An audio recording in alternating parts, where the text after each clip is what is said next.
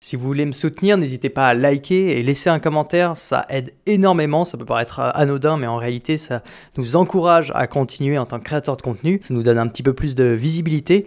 Et sinon, si vous voulez suivre en live toutes les émissions, n'hésitez pas à rejoindre ma chaîne Twitch Tout se comprend. Merci à tous et bon visionnage.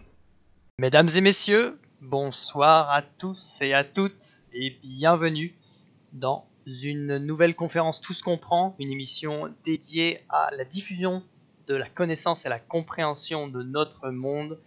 Bienvenue à tous, bienvenue à toutes et installez-vous dans le chat, venez discuter, je vois que vous êtes déjà nombreux ce soir. Merci à vous d'être de plus en plus nombreux d'ailleurs sur la chaîne, à suivre, à follow la chaîne Tout se comprend. Moi je suis toujours très content, très heureux de faire ces lives.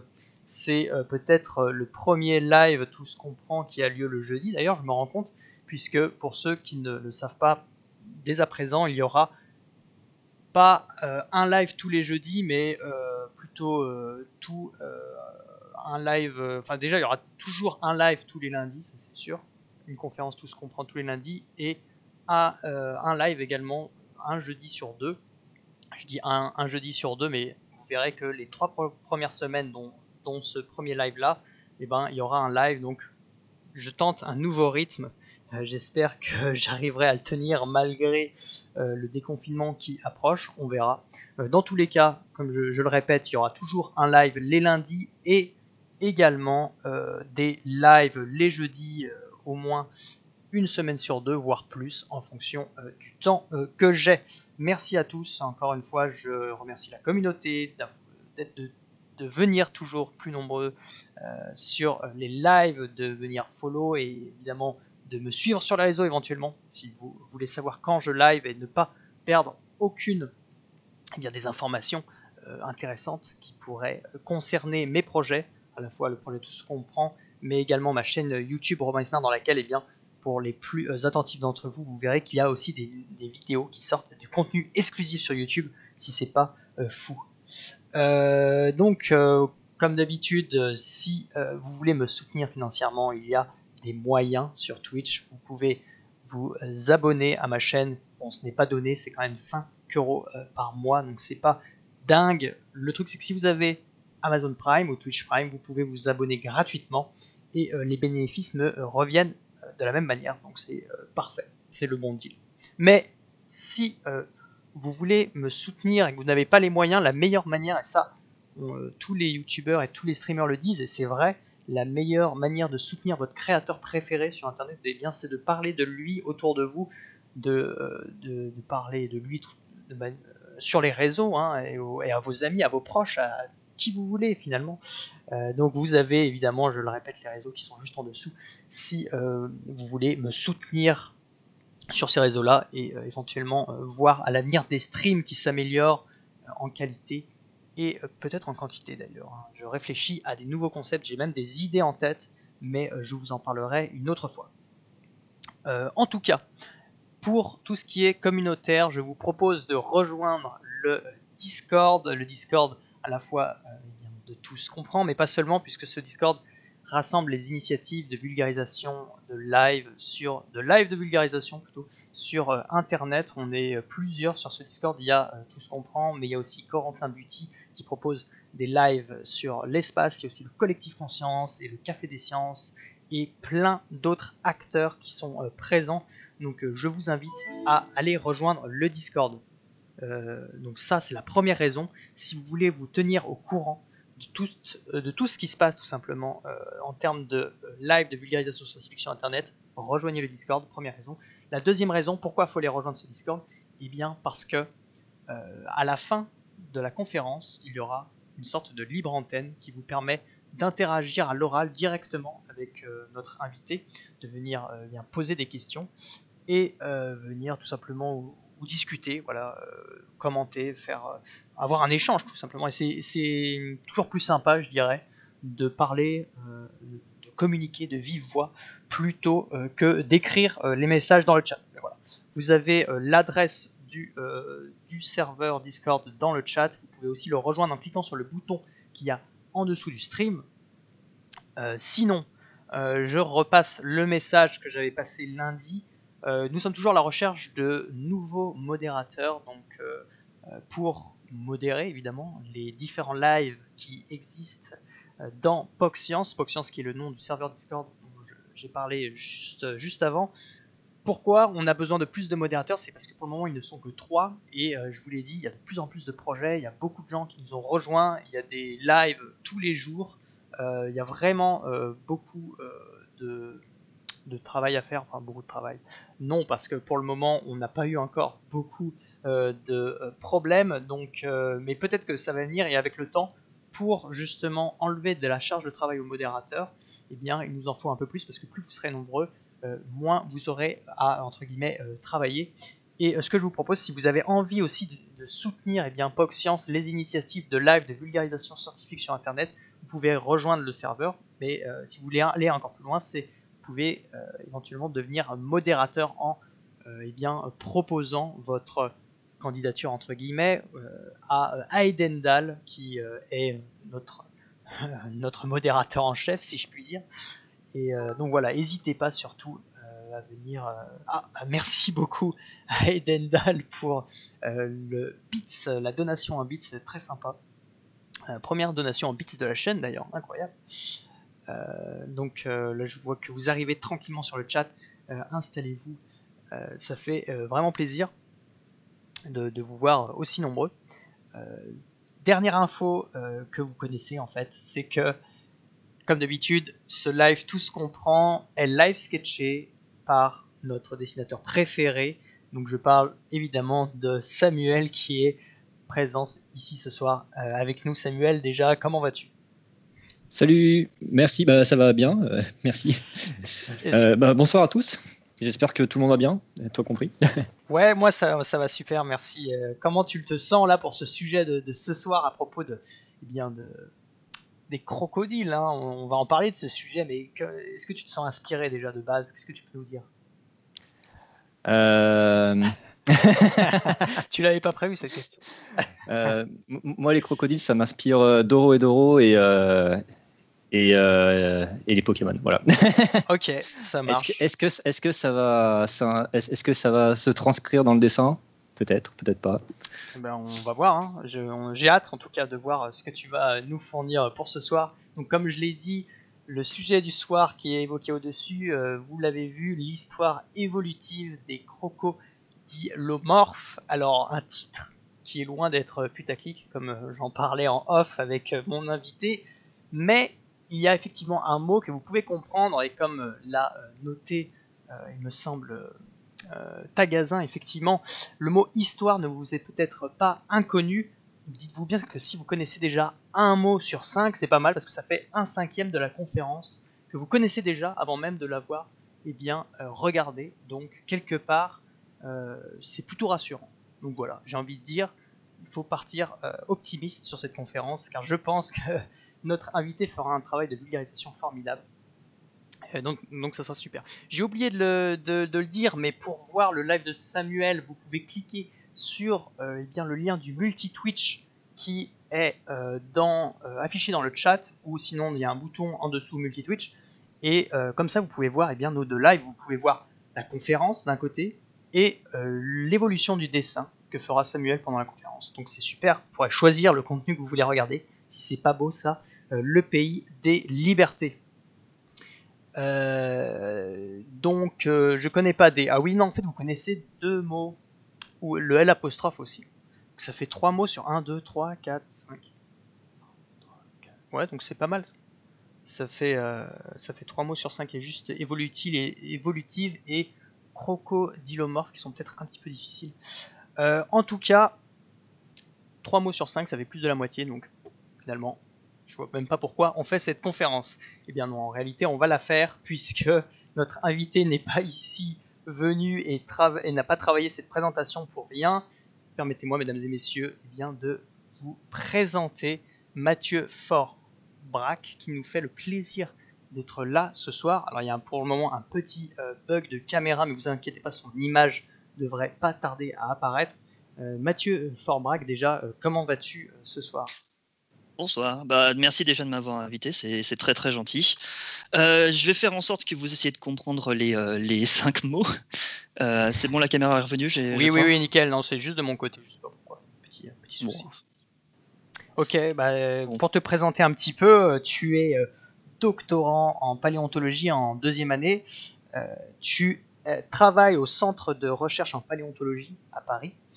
C'est ça, oui. Et l'histoire évolutive des crocodilomorphes, c'est donc le sujet de ce soir, mais c'est aussi le sujet de ta thèse, du coup, que tu vas essayer de nous vulgariser. Donc hâte de découvrir ça.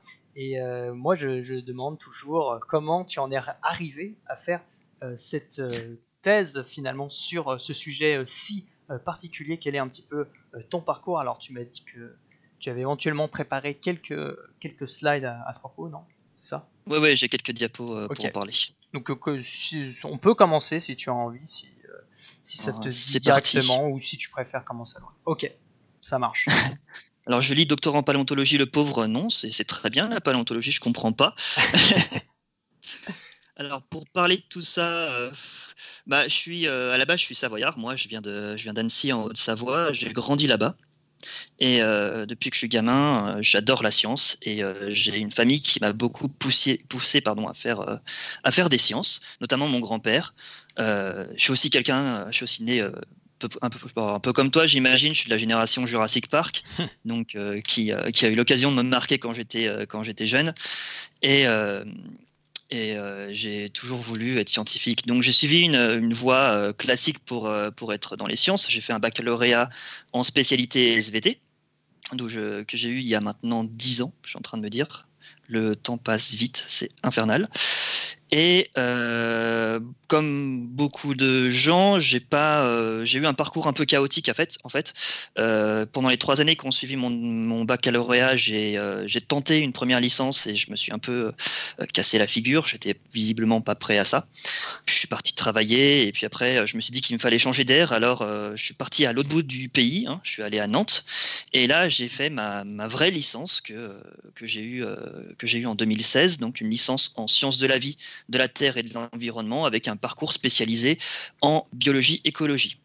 Alors, toute la question qu'on peut se poser, c'est de savoir comment est-ce qu'on passe de l'écologie à la paléontologie. C'est plus simple qu'il n'y paraît, car en fait, durant ma licence, j'ai eu des excellents professeurs en biologie des organismes qui m'ont, qui m'ont passionné pour la science qu'on appelle la systématique. Donc la systématique, c'est la science des classifications. Vous avez tous dû voir ces arbres de relation de parenté des espèces, vous savez, où on va relier les espèces entre elles dans des diagrammes, et ça va indiquer quelles sont les espèces qui sont plus proches entre elles par rapport aux autres. Est-ce que c'est ce qu'on appelle la taxonomie ou Alors, ça en fait partie, ouais. La systématique, c'est un gros bloc. Okay. Et à l'intérieur, vous avez plusieurs sous-catégories, on va dire. D'un côté, vous avez la taxonomie que tu viens d'évoquer, qui est la science alors ce qu'on appelle la diagnose, c'est en gros, on va chercher quels sont les caractères qui vont permettre d'identifier une espèce, en quoi cette espèce est différente des autres, et comment on va la nommer. Donc c'est la science qui donne les noms aux espèces. Et la science à laquelle je fais plutôt référence, c'est la phylogénie, qui est la science sœur, si vous voulez, où là on va prendre les espèces qu'on a nommées et on va les mettre dans des diagrammes. Donc et du coup, pour me former là-dedans, je suis parti au Muséum d'histoire naturelle de Paris en 2016, où j'ai suivi un master spécialisé en systématique, évolution et paléontologie. Et durant les stages que j'ai dû faire en master, je me suis plutôt rapproché de la paléontologie, et j'ai eu le courant qui est très bien passé avec mon directeur de thèse actuel, qui m'a proposé un sujet du coup en paléontologie, un sujet qui m'a beaucoup plu, et c'est comme ça que j'en suis venu à faire ma thèse de doctorat que j'ai commencé en 2018, qui devrait s'achever normalement en 2021, encore que avec le coronavirus, on s'attend potentiellement à avoir droit à des reports, mais c'est pas tout à fait sûr. Enfin bref, on verra bien. Et donc je fais à l'heure actuelle une rue à côté du Muséum d'histoire naturelle sur le campus de Jussieu, qui fait maintenant partie de l'université de la Sorbonne. Ok, excuse-moi, tu évoquais la classification. Il y a Frodo qui demande si c'est la classification hiérarchique ascendante dont tu parlais. Pas. Qu'est-ce que c'est la classification? Alors, oui, c'est une classification hiérarchique. Je vois pas trop ce qu'on peut attendre par ascendante. Oui, c'est une classification hiérarchique où on va emboîter les espèces dans des groupes plus importants qu'on va appeler des clades, qui vont eux-mêmes s'emboîter dans des clades de plus en plus imposants. Donc par exemple, les humains sont comme les chats des mammifères, et les mammifères comme les oiseaux sont des vertébrés, donc vous faites des groupes emboîtés de plus en plus grands comme ça. Si j'ai répondu à la question. Diagramme binaire qui a un seul papa à la fin. Oui, alors oui. Oui, vu qu'il y a une racine à l'arbre qui est orientée. Donc en effet, si on commence à parler de théorie des ensembles, on peut aller loin, mais oui, c'est un peu l'idée. Donc en effet, okay. vous avez juste des diagrammes, vous avez tous des espèces au bout des branches, et les branches se réunissent en un point unique, qui est l'origine commune à tous les êtres vivants. Donc si vous faites un diagramme avec toutes les espèces qui existent, vous allez obtenir comme point de racine la vie elle-même, en fait. Je pense qu'on part dans des considérations peut-être un peu plus lointaines, mais je pense si ça répond à la question. Ouais, ça a l'air. J'espère. Super. J'ai pas dit de bêtises. non, t'inquiète. De toute façon, même si tu dis des bêtises, c'est pas grave. Hein. Enfin, oui, non. Vous êtes qui sur le chat? Vous allez faire quoi? Franchement? On va te retrouver, on va te casser la figure. On va t'empêcher de soutenir, peut-être. C'est ça. On va dire, lui, regardez, il est passé dans une émission chelou, là. Il a dit des conneries. On va pas te laisser partir comme ça. Mon Dieu. Je suis observé. Et oui, tu es observé actuellement par 22 viewers. Donc, wow, j'espère que ça va. C'est pas mal. Ouais, ça va. Oui, ça va. Carrément. C'est même chouette, au contraire. Donc voilà pour un peu qui je suis et pourquoi j'en suis venu à faire de la paléontologie. Et contrairement à ce qu'on disait dans le chat, c'est très bien, la paléontologie. Il faut pas dire du mal. Ok. Non, mais celui qui a dit ça, en plus, je crois, est un fervent défenseur de la paléo. Donc, il y a même le mot paléo dans son nom. Donc, oui, j'ai cru voir. C'est pour ça que je me disais bizarre. Mais... il troll, en fait. Encore un. Décidément, Internet en est plein. Ok, je te laisse commencer sur l'histoire des crocodiles. Ok, alors. Ça. Pas exactement, mais je vais t'expliquer pourquoi. Explique-moi tout. Alors, donc, moi, je vais vous parler de l'histoire évolutive des crocodilomorphes. Donc, pour ceux qui ne sont pas forcément, au courant de toutes ces choses, quand vous faites un projet de thèse, enfin, j'imagine qu'on a dû vous en parler plein de fois sur cette chaîne, vous devez choisir, c'est pas que vous devez choisir, c'est que vous travaillez sur un sujet restreint qui est à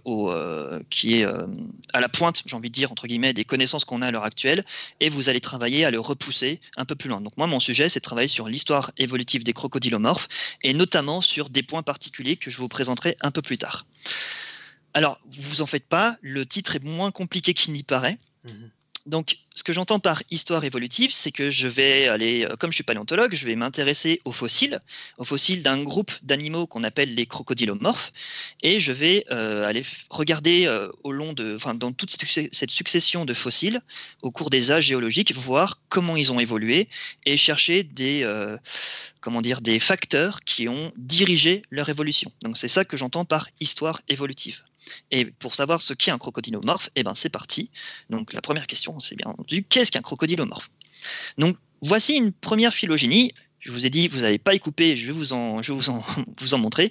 Donc rapidement, pour ceux qui ne savent pas forcément comment on lit une phylogénie.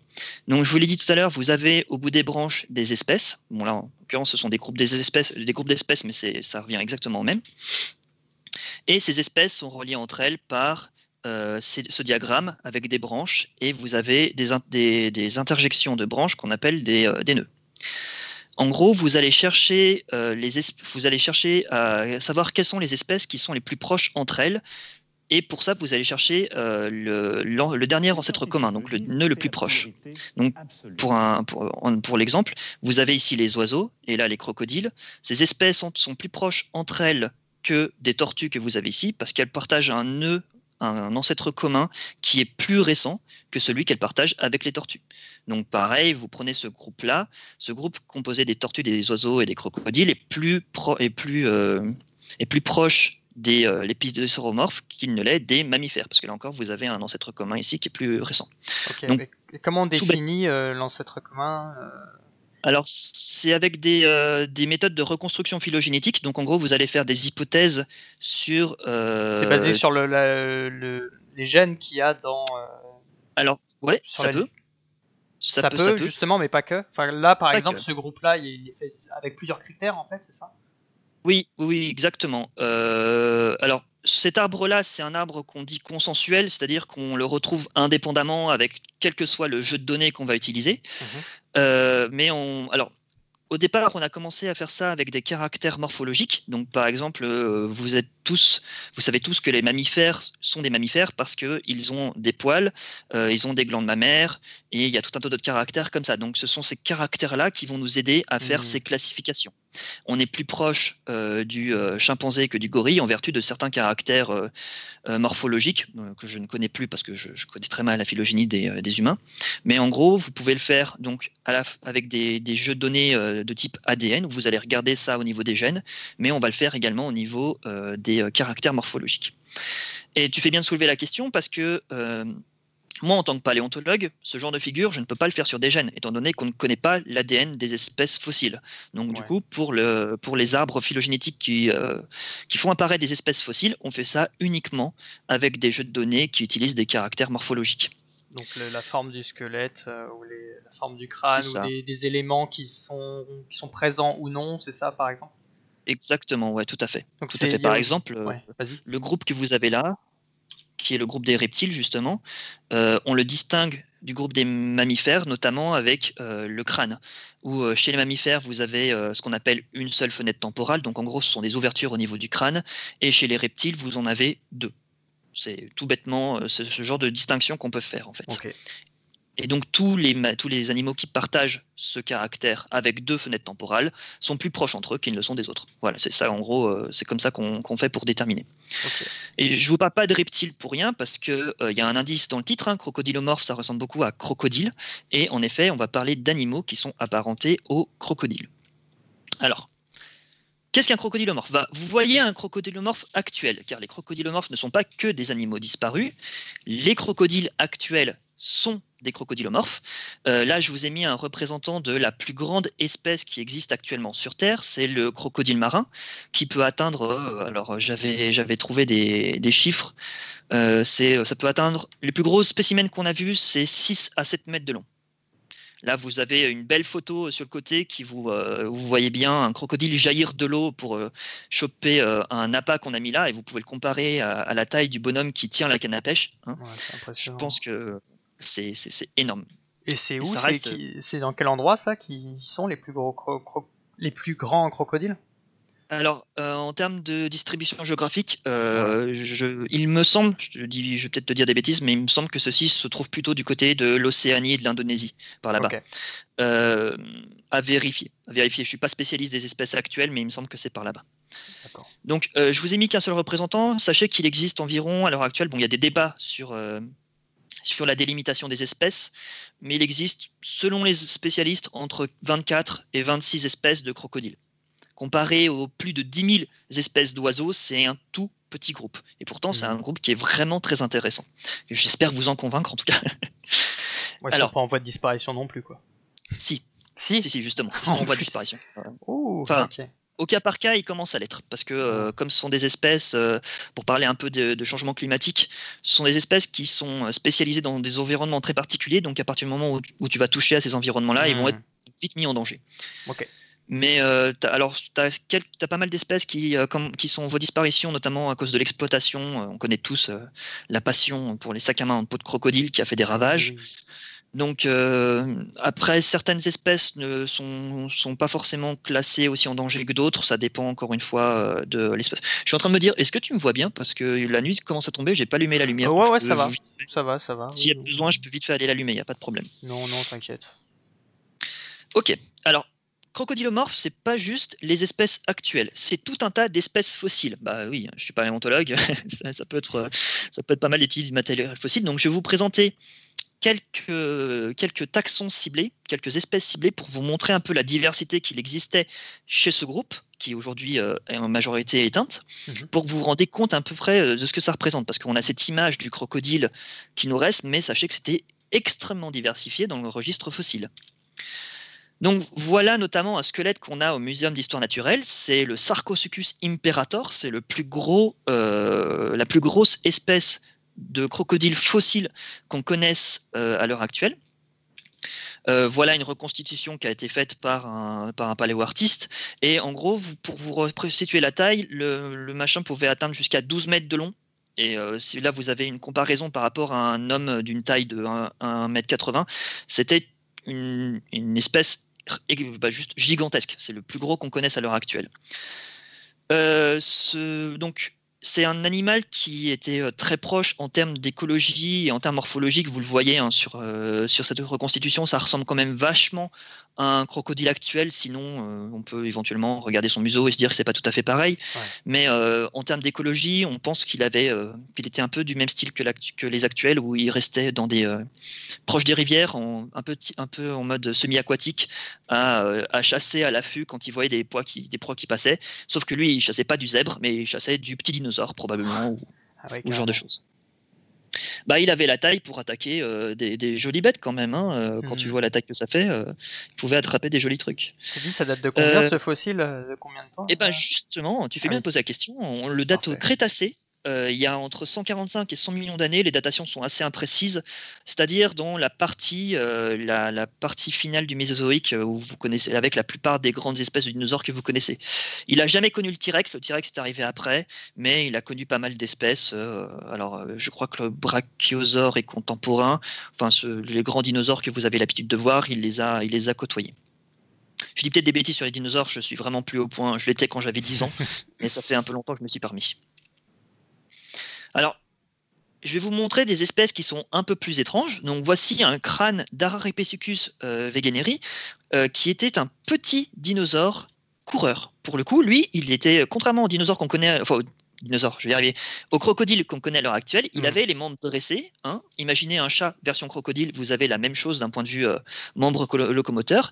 Donc, c'était un animal qu'on pense être terrestre, coureur, et qui faisait la taille que vous avez affichée à l'écran, donc à peine plus gros qu'un chat, et qu'on pense être insectivore. Donc déjà, vous contrebalancez l'espèce géante que vous avez avant, qu'on imagine plutôt tranquille à rester à l'affût, et là, un animal très vif, très dynamique, qui courait en milieu terrestre et qui chassait probablement plus des insectes qu'autre chose. Celui-là, il est contemporain du précédent, il a vécu à peu près au même moment, donc c'est-à-dire au Crétacé, entre 120 et 100 millions d'années, mais on a des espèces qui sont un peu plus anciennes. Par exemple, voilà un crâne d'un Dacosaurus maximus qui ne vivait pas du tout aux mêmes endroits que les deux précédents, car celui-ci, c'est une espèce qui est entièrement marine. Donc Dacosaurus, vous l'avez ici, c'est le deuxième en partant du haut. Et voici quelques-uns de ses cousins, donc Geosaurus, Orvonestes et Plesiosuchus, qui sont tous les quatre des crocodilomorphes qui appartiennent au grand groupe des thalattosuchiens. Ça aussi, ils l'ont classé dans les. Exactement, ils sont tous classés comme des crocodilomorphes. D'ailleurs, ce qui est très intéressant, c'est qu'on voit qu'ils sont très bien adaptés à leur vie marine. Ils ne revenaient probablement jamais au milieu terrestre. Si vous regardez, juste pour vous en convaincre, les pattes que vous avez là, elles sont entièrement transformées en palettes natatoires qui sont très adaptées à la nage. Mais ils n'ont plus de pattes, si vous voulez, pour marcher. Ils n'ont plus ce locomoteur-là. Et la queue, elle présente la même particularité que vous avez chez les ichthyosaures. Alors, je ne sais pas si vous connaissez les ichthyosaures, ce sont des reptiles marins qui ressemblent grossièrement à des dauphins. Ouais. Et on voit que la queue pointe vers le bas et vous avez un aileron qui s'est développé ensuite pour former une vraie queue amphibie. Il nageait un peu probablement comme un poisson, si vous voulez, en balançant son corps de gauche à droite. Et cette palette ici, cette nageoire, l'aidait à avoir une grande amplitude et à avoir une grande force de mouvement en fait pour nager. Donc ce sont des animaux qu'on imagine être très bien de grands prédateurs, enfin des prédateurs très importants qui chassaient soit des gros poissons, soit même peut-être des ichthyosaures ou même des petits crocodilomorphes, c'est pas impossible.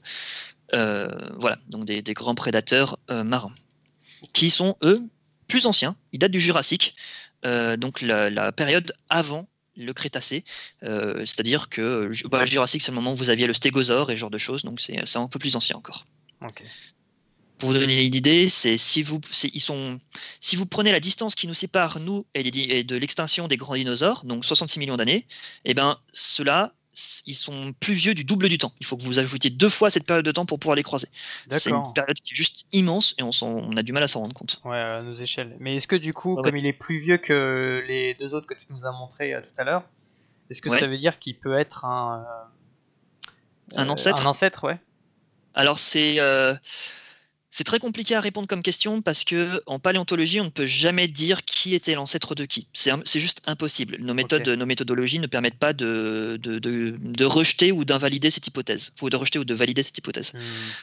Toi qui es scientifique, comment je pense que la déduction popperienne où tu proposes une hypothèse et tu vas faire une expérience qui va consister à la valider ou à la rejeter, ça doit te parler. Et en gros, dire qu'une espèce est une ancêtre d'une autre, c'est quelque chose qu'on ne pourra jamais tester. On ne pourra jamais dire que cet ancêtre est bien ou n'est pas une espèce que cette espèce ou pas un ancêtre d'une autre. C'est impossible avec nos moyens actuels. D'expériences qui peuvent prouver ça, quoi. Non, c'est pas possible. La reconstruction phylogénétique, on parle de phylogénie, pas de généalogie, parce que tout ce qu'on est capable de dire avec ça, c'est qui est plus proche de qui. Donc on ne pourra jamais dire qui est l'ancêtre de qui. C'est intéressant là, la distinction entre les 2 termes que tu viens de dire, entre généalogie et phylogénie, c'est ça? C'est ça. Donc vas-y, répète en gros la différence entre les deux. Donc la généalogie, c'est la relation ancêtre à descendant, qui est l'ancêtre de qui, et la phylogénie, c'est la relation de proche parenté, qui est plus proche de qui. Donc là, si vous faites une généalogie, supposons, vous pourriez peut-être dire que Géosaurus est l'ancêtre de Dacosaurus, mais avec la phylogénie, tout ce que vous allez pouvoir être capable de dire, c'est par exemple que Géosaurus est plus proche de Dacosaurus qu'il ne l'est des autres. C'est là la différence fondamentale que vous allez avoir entre les deux. Alors, j'ai pas fini avec mon tour d'horizon. Vous avez également le Protosuchus richardsoni, qui est une espèce que j'aime bien, qui ressemblait à ça, qui est encore une fois un petit dinosaure qu'on pense être insectivore, qui était lui encore plus petit que l'Araripesuchus, qui vivait il y a encore plus de temps. Il vivait au tout début du Jurassique, il y a quasiment 200 millions d'années.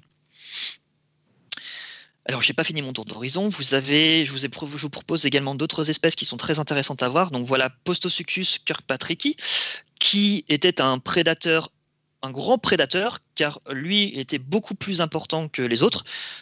Faut imaginer, donc, comme vous voyez, qu'il faisait une belle taille, 4 mètres de long, c'est quand même pas rien, et il était lui aussi sur membres dressés. Donc, probablement quelque chose de plus dynamique que les crocodiles actuels. On l'imagine assez bien avoir un comportement un peu style celui d'un tigre, par exemple, si vous voulez. Ça pourrait être un chasseur de ce style-là, qui vivait encore avant, car lui, il date du Trias, donc la période qui s'étend en tout cas, sa période à lui s'étend de 228 à 208 millions d'années, et il est encore plus ancien par rapport aux autres.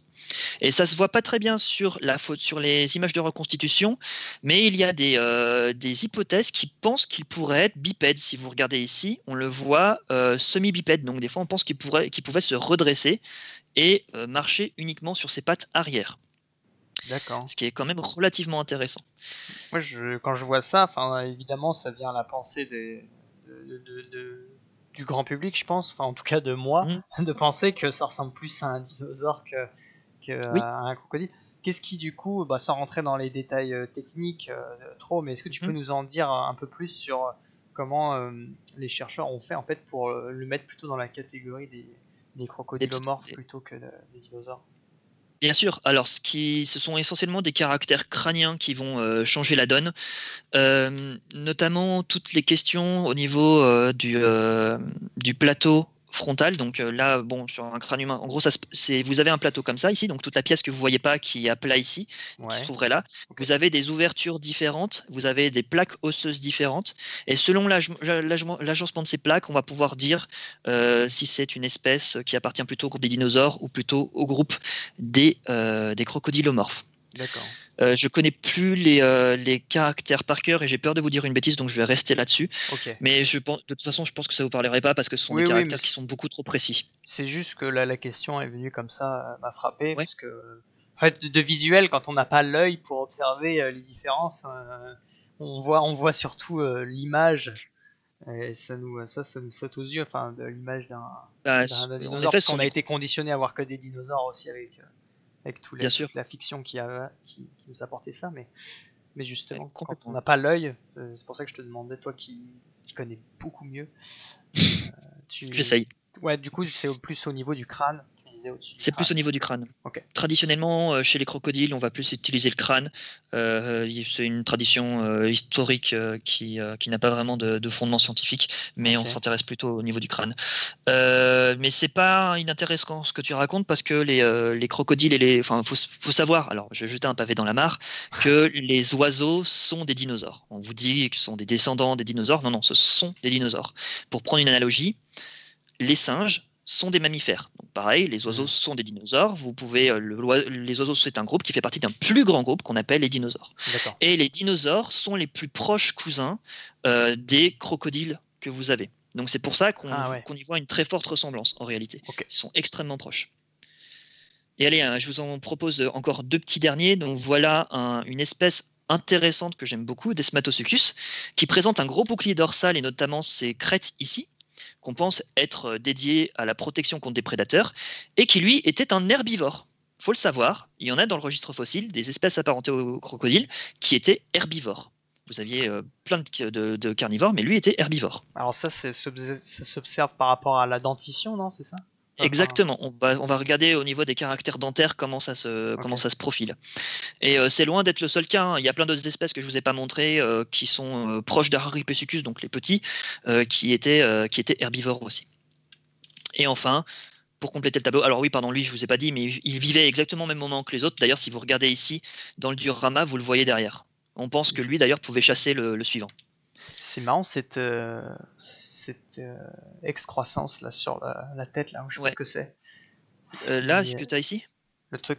Ouais, qu'est-ce que c'est ça? C'est un truc en os? C'est de l'os vraiment? C'est de l'os. En fait, quand tu regardes ici, les crocodiles ont des plaques osseuses qu'on appelle des ostéodermes, et c'est tout bêtement un prolongement de cet ostéoderme qui forme un long pic, et qu'on pense être, comme je le pense, enfin en tout cas, c'est l'hypothèse la plus traditionnellement proposée, que ce soit quelque chose qui leur permettait de se défendre justement contre les prédateurs. Après, ça encore donner des coups de corne comme ça pour... C'est pas impossible, mais pour le tester, ça c'est un autre problème. Vous pouvez pas reproduire des automates de... Alors, il y en a qui le font dans de la modélisation 3D, et ce genre de choses, mais je crois que... Alors, ça se fait pour par exemple les ankylosaures, tu sais, les dinosaures qui ont des masses au bout des queues. Au bout des queues, ouais. Le stégosaure avec ses pics au bout des queues, ça peut se faire. Ça, faudrait voir si ça existe. J'ai jamais vu de papier sur ce sujet. Bon, après, j'ai pas non plus creusé la question, donc si ça se trouve, ça a été fait, je suis pas au courant. Ou alors, ça peut être du dimorphisme sexuel, on sait pas ce que ça peut être plein de choses. Ok. Et un petit dernier pour la route, voilà Poposaurus crassilis, qui vivait exactement au même moment que ses deux confrères et qui, lui, pour le coup, était, on pense, bipède. Et donc, ce qui est vachement chouette, c'est que tu as l'impression de voir un vélociraptor, sauf que c'est pas du tout un dinosaure. Lui, il est plus proche des crocodiles, en réalité. Et il vivait pas du tout au même moment, parce que lui, il est au Trias. Et le groupe des vélociraptors apparaît beaucoup plus tard. Les dromésauridés, ils apparaissent dans le Crétacé, je crois. Donc, absolument rien à voir. Et donc, tu avais ces animaux-là. Alors, si je reprends un peu toutes les espèces que je vous ai montrées ici, les crocodilomorphes, c'est pas tout ça. Les crocodilomorphes, c'est ces espèces-là. En gros, celle que je vais vous parler aujourd'hui, ça va plus être sur ce groupe d'espèces que je vous ai présenté. Je tiens aussi à présenter les autres qui sont un peu plus anciennes, les Pseudosuchia, parce qu'ils restent quand même plus apparentés aux crocodilomorphes qu'au reste du groupe. Et ça reste des animaux qui sont extrêmement intéressants et que j'aimerais énormément étudier un jour, parce qu'ils vont compléter les questions que je vais maintenant vous montrer. Oui. Là, tu dis les Pseudosuchia, c'est ça? Oui, c'est le groupe qui contient plus ça, les Pseudosuchia. Ah, c'est tout ça. C'est tout ça. Souviens-toi, les clades qui s'emboîtent les uns dans les autres. Oui, d'accord. Et ils sont plus anciens, les deux qui sont pas crocodilomorphes que les autres? Alors, ces deux-là sont du Trias. Ce sont du Trias et ils sont de la même époque que lui. Parce que moi, celui-là, c'est Jurassique et tout ça, c'est Crétacé, et là, c'est de l'actuel. Donc, en fait, comme c'est un groupe qui traverse les âges, on les retrouve à plusieurs grandes époques. Et c'est aussi par ça que j'entendais par histoire évolutive, c'est comme on en trouve plein de représentants à des époques différentes, et ben ils changent en fonction de leur évolution au fur et à mesure du temps. Et c'est pour ça que c'est intéressant aussi de les étudier sur des grandes périodes. Je comprends. En fait, ce que moi j'essayais de voir avec mon œil de scientifique, c'est de voir s'il n'y avait pas un caractère qui disparaissait avec le temps, notamment le fait d'avoir des jambes moins longues et pour tendre vers le crocodile actuel, tu vois, j'avais cette volonté d'avoir Ça se trouve, c'est pas ça. Enfin, tu vas nous peut-être le dire plus tard, en fait. Si, c'est à peu près ça. En fait, ça reste encore à tester. C'est l'un des enjeux de ma thèse, mais je vais passer aux problématiques. Alors, ouais, juste avant. T'es pas obligé de répondre maintenant à la question si tu penses qu'il vaut mieux l'aborder plus tard. Oui, bon, ça, en fait, c'est juste que j'avais oublié que j'avais cette diapo-là. Mais sinon, je vais en reparler dans une minute. En gros, il y a la dose de branche là. Spoiler alerte, ne partez pas trop vite. Là, je vous présente une phylogénie que j'ai fait moi-même, qui contient un grand nombre d'espèces de crocodilomorphes. Il y en a plus de 200 là-dedans. Sachant qu'au bout de la flèche, vous avez les crocodiliens actuels. Donc ça, c'est une dernière diapo pour vous convaincre de la grande diversité de ces espèces, qui ne sont représentées que par un tout petit groupe aujourd'hui, si ça devait encore être fait. Okay. Et toute la question derrière, c'est de se dire, pourquoi cette diversité s'est-elle réduite aux 26 espèces actuelles? Donc tu proposais par exemple l'idée que tu avais des caractères qui disparaissaient dans le temps. Ça, ce sont des hypothèses qu'on poursuit et que je vais essayer de démontrer au fur et à mesure de ma thèse. Alors cette question-là, je vais pas trop en parler aujourd'hui parce que j'ai pas de résultats et c'est encore un stade très préliminaire. J'ai juste des hypothèses et on pourra en parler si vous voulez à la fin. Mais moi, je préférais d'abord plutôt vous parler du thermodémétabolisme parce que j'ai une seconde question.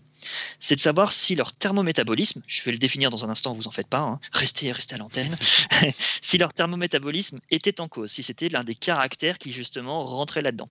Parce que le thermométabolisme... Alors, pour être plus précis, je ne suis pas exactement paléontologue, je suis paléophysiologue. Moi, je m'intéresse à la physiologie des animaux disparus, donc leur mécanisme biologique, comment ils digéraient, ce genre de choses. Et notamment, je suis spécialiste du thermométabolisme, ce que je vais vous montrer tout de suite. D'accord. Donc, même si tu n'as que des fossiles, tu arrives à savoir leur régime alimentaire et si... Le régime alimentaire, on a pu le voir, tu peux le voir avec les dents, par exemple. Ouais. Le milieu de vie, on peut le savoir en étudiant les coupes osseuses et la forme de l'animal. On peut essayer de deviner leur écologie, notamment grâce à leurs membres, à leur posture, au caractère adaptatif. Par exemple, on arrive à savoir que Desmatosuchus, tu sais, celui avec les deux pointes, c'était un herbivore et probablement une proie parce que justement, il a l'air beaucoup plus cuirassé, donc on l'imagine moins coureur et plus à essayer de se défendre face à une attaque extérieure. Donc on peut imaginer pas mal de choses comme ça avec les fossiles. C'est absolument incroyable tout ce qu'on peut faire avec un fossile et je vais vous montrer deux manières de les exploiter sans les mettre dans un musée, on va dire ça. Donc, le thermométabolisme, qu'est-ce que c'est? Alors, vous avez tous entendu parler de ça sans le savoir. C'est ce qu'on appelle les animaux à sang chaud ou à sang froid. Donc, les animaux à sang chaud, moi, je vais parler d'endothermie parce que c'est un peu plus précis qu'animaux à sang chaud. Ce sont actuellement représentés par les oiseaux et les mammifères. Et ce sont des animaux qui produisent leur chaleur corporelle. Donc vous savez que vous avez tous une température de 37,5, en moyenne à peu près c'est 37,5, je ne sais plus exactement, ça varie selon les individus en plus. Les oiseaux, ils sont dans des gammes de température connexes, mais tous les autres animaux, qu'on appelle les ectothermes, les animaux à sang froid, ont des gammes de température beaucoup plus froides. Vous avez notamment les tortues, les lézards, nos fameux crocodiles et les amphibiens, pour ne citer que parmi les grands vertébrés. Et tout l'enjeu, c'est que vous allez avoir des grandes différences qui vont exister entre ces deux modes, ces deux régimes, j'ai envie de dire. Ça, on n'est pas endotherme ou ectotherme juste par envie, c'est que ça apporte des avantages et des inconvénients. Ouais. Alors, un endotherme, c'est un animal qui produit de la chaleur par des voies métaboliques non frissonnantes. C'est plus simple que ça en a l'air. Vous avez tous des cellules, et dans vos cellules, vous avez des molécules qui vont produire de l'énergie, qui vont produire tout un tas de choses. Par exemple, quand vous contractez le bras, vous avez des molécules qui rentrent en jeu pour faire cette contraction au sein de la cellule. Et en fait, un endotherme, il va détourner certains de ces mécanismes, notamment le fameux mécanisme de contraction, pour produire de la chaleur. Alors qu'est-ce qu'il fait? Notamment ce mécanisme de contraction des contractions, pour le faire, vous brûlez de l'énergie. Et chez un endotherme, quand vous ne faites pas ça, vos cellules sont quand même actives parce que les molécules, elles vont quand même consommer de l'énergie sans faire la contraction. Donc comme elles consomment de l'énergie qui n'est pas utilisée, celle-ci est dissipée sous forme de chaleur. Et c'est comme ça que vous produisez votre chaleur corporelle. En grande majorité. Sans faire d'exercice, quoi. C'est ça que tu veux Même dire. sans faire de l'exercice, exactement. Okay. Parce que vous êtes. Un bon exemple, c'est de prendre. C'est quand vous dormez, vous restez à la même température et pourtant vous ne faites pas un seul geste. Okay. Alors, le fait de faire des mouvements, ça produit un peu de chaleur, mais ce n'est pas le mécanisme majoritaire, en réalité. Et pour ça, pour consommer de l'énergie, vous avez besoin d'énormément d'oxygène. Quand vous brûlez de l'énergie, vous la brûlez pas tout seul, vous la brûlez en fait en partie sous forme d'oxygène. Vos cellules, elles prennent l'énergie qui est sous la forme alors ce qu'on appelle l'ATP, ça va pas vous parler mais peu importe. Vous prenez cette molécule-là, vous prenez l'oxygène, vous mélangez les deux avec une molécule et pouf, vous dégagez de l'énergie. Et donc, cette consommation d'oxygène qu'on appelle le taux métabolique, c'est ce qui va différencier aussi un endotherme d'un ectotherme. Parce que si vous m'avez suivi, un endotherme, pour produire sa chaleur, il consomme de l'énergie tout le temps. Et donc, il consomme beaucoup plus d'oxygène qu'un ectotherme qui ne produit pas d'énergie et qui, lui, va ne pas consommer ce surplus d'oxygène. Donc, il a moins besoin de respirer l'ectotherme, c'est ça? Exactement. Ouais, tout bêtement, il respire beaucoup moins. Et ça, on pourra en reparler. Donc, en gros, excuse-moi, pour résumer... Pour ceux qui éventuellement suivraient pas là, vous là, au fond là, je vous vois là. Je vous ai vu, vous en ceux qui dorment là-bas. Il y a un terreau à la fin. Attention. Alors, mais on rattrape pour vous. Du coup, les endothermes, ils ont besoin de beaucoup d'oxygène parce que l'oxygène c'est le comburant, c'est ce qui va vous permettre de brûler des molécules dans vous, qui va vous permettre d'utiliser l'énergie, et ça va aussi l'énergie va vous permettre d'élever la température de votre corps et de la maintenir. Le meilleur exemple que je pourrais prendre, c'est un feu, en fait. Tout bêtement, un feu, il brûle, il a besoin d'un combustible, donc le bois. Mais si vous étouffez le feu, si vous l'empêchez d'avoir de l'oxygène, et ben la réaction ne peut pas se produire. C'est exactement la même chose que là, sauf qu'à la place du bois, vous utilisez d'autres molécules. En réalité, c'est juste comme ça qu'il faut le voir. Voilà. Et donc du coup, par contre, les ectothermes, tu disais, eux, c'est pas eux qui produisent leur propre chaleur. C'est ça. Alors un ectotherme, c'est typiquement un lézard.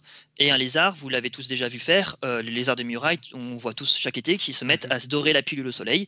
Et c'est comme ça qu'ils augmentent leur température corporelle. Comme ils sont incapables de la produire, ils vont aller la capter depuis leur environnement. Et du coup, comme ils ne produisent pas de chaleur, ils ne dépensent pas ils ne consomment pas autant d'oxygène, donc leur taux métabolique est faible. Et c'est l'inverse pour les endothermes. Donc tout ce qu'il y a à retenir ici, c'est vraiment que les ectothermes, ils respirent peu, les endothermes, ils respirent beaucoup, et ça, on peut le mesurer pour les distinguer les uns des autres. Alors, ce qu'on peut appeler taux métabolique, est-ce que ça peut être activité entre gros guillemets, genre activité faible, activité forte? Bon, c'est pour vulgariser, hein, c'est pas exact. Je sais que c'est pas. Non, mais tu fais bien. Oui, je pense que c'est un beau, activité, ça me semble être un beau mot pour vulgariser. C'est un peu plus compliqué, mais ouais, dans l'idée, ça reste exactement ça. Ok, cool. Alors, maintenant, vous avez en face de vous un animal, et vous voulez savoir s'il est endotherme. Pas de souci.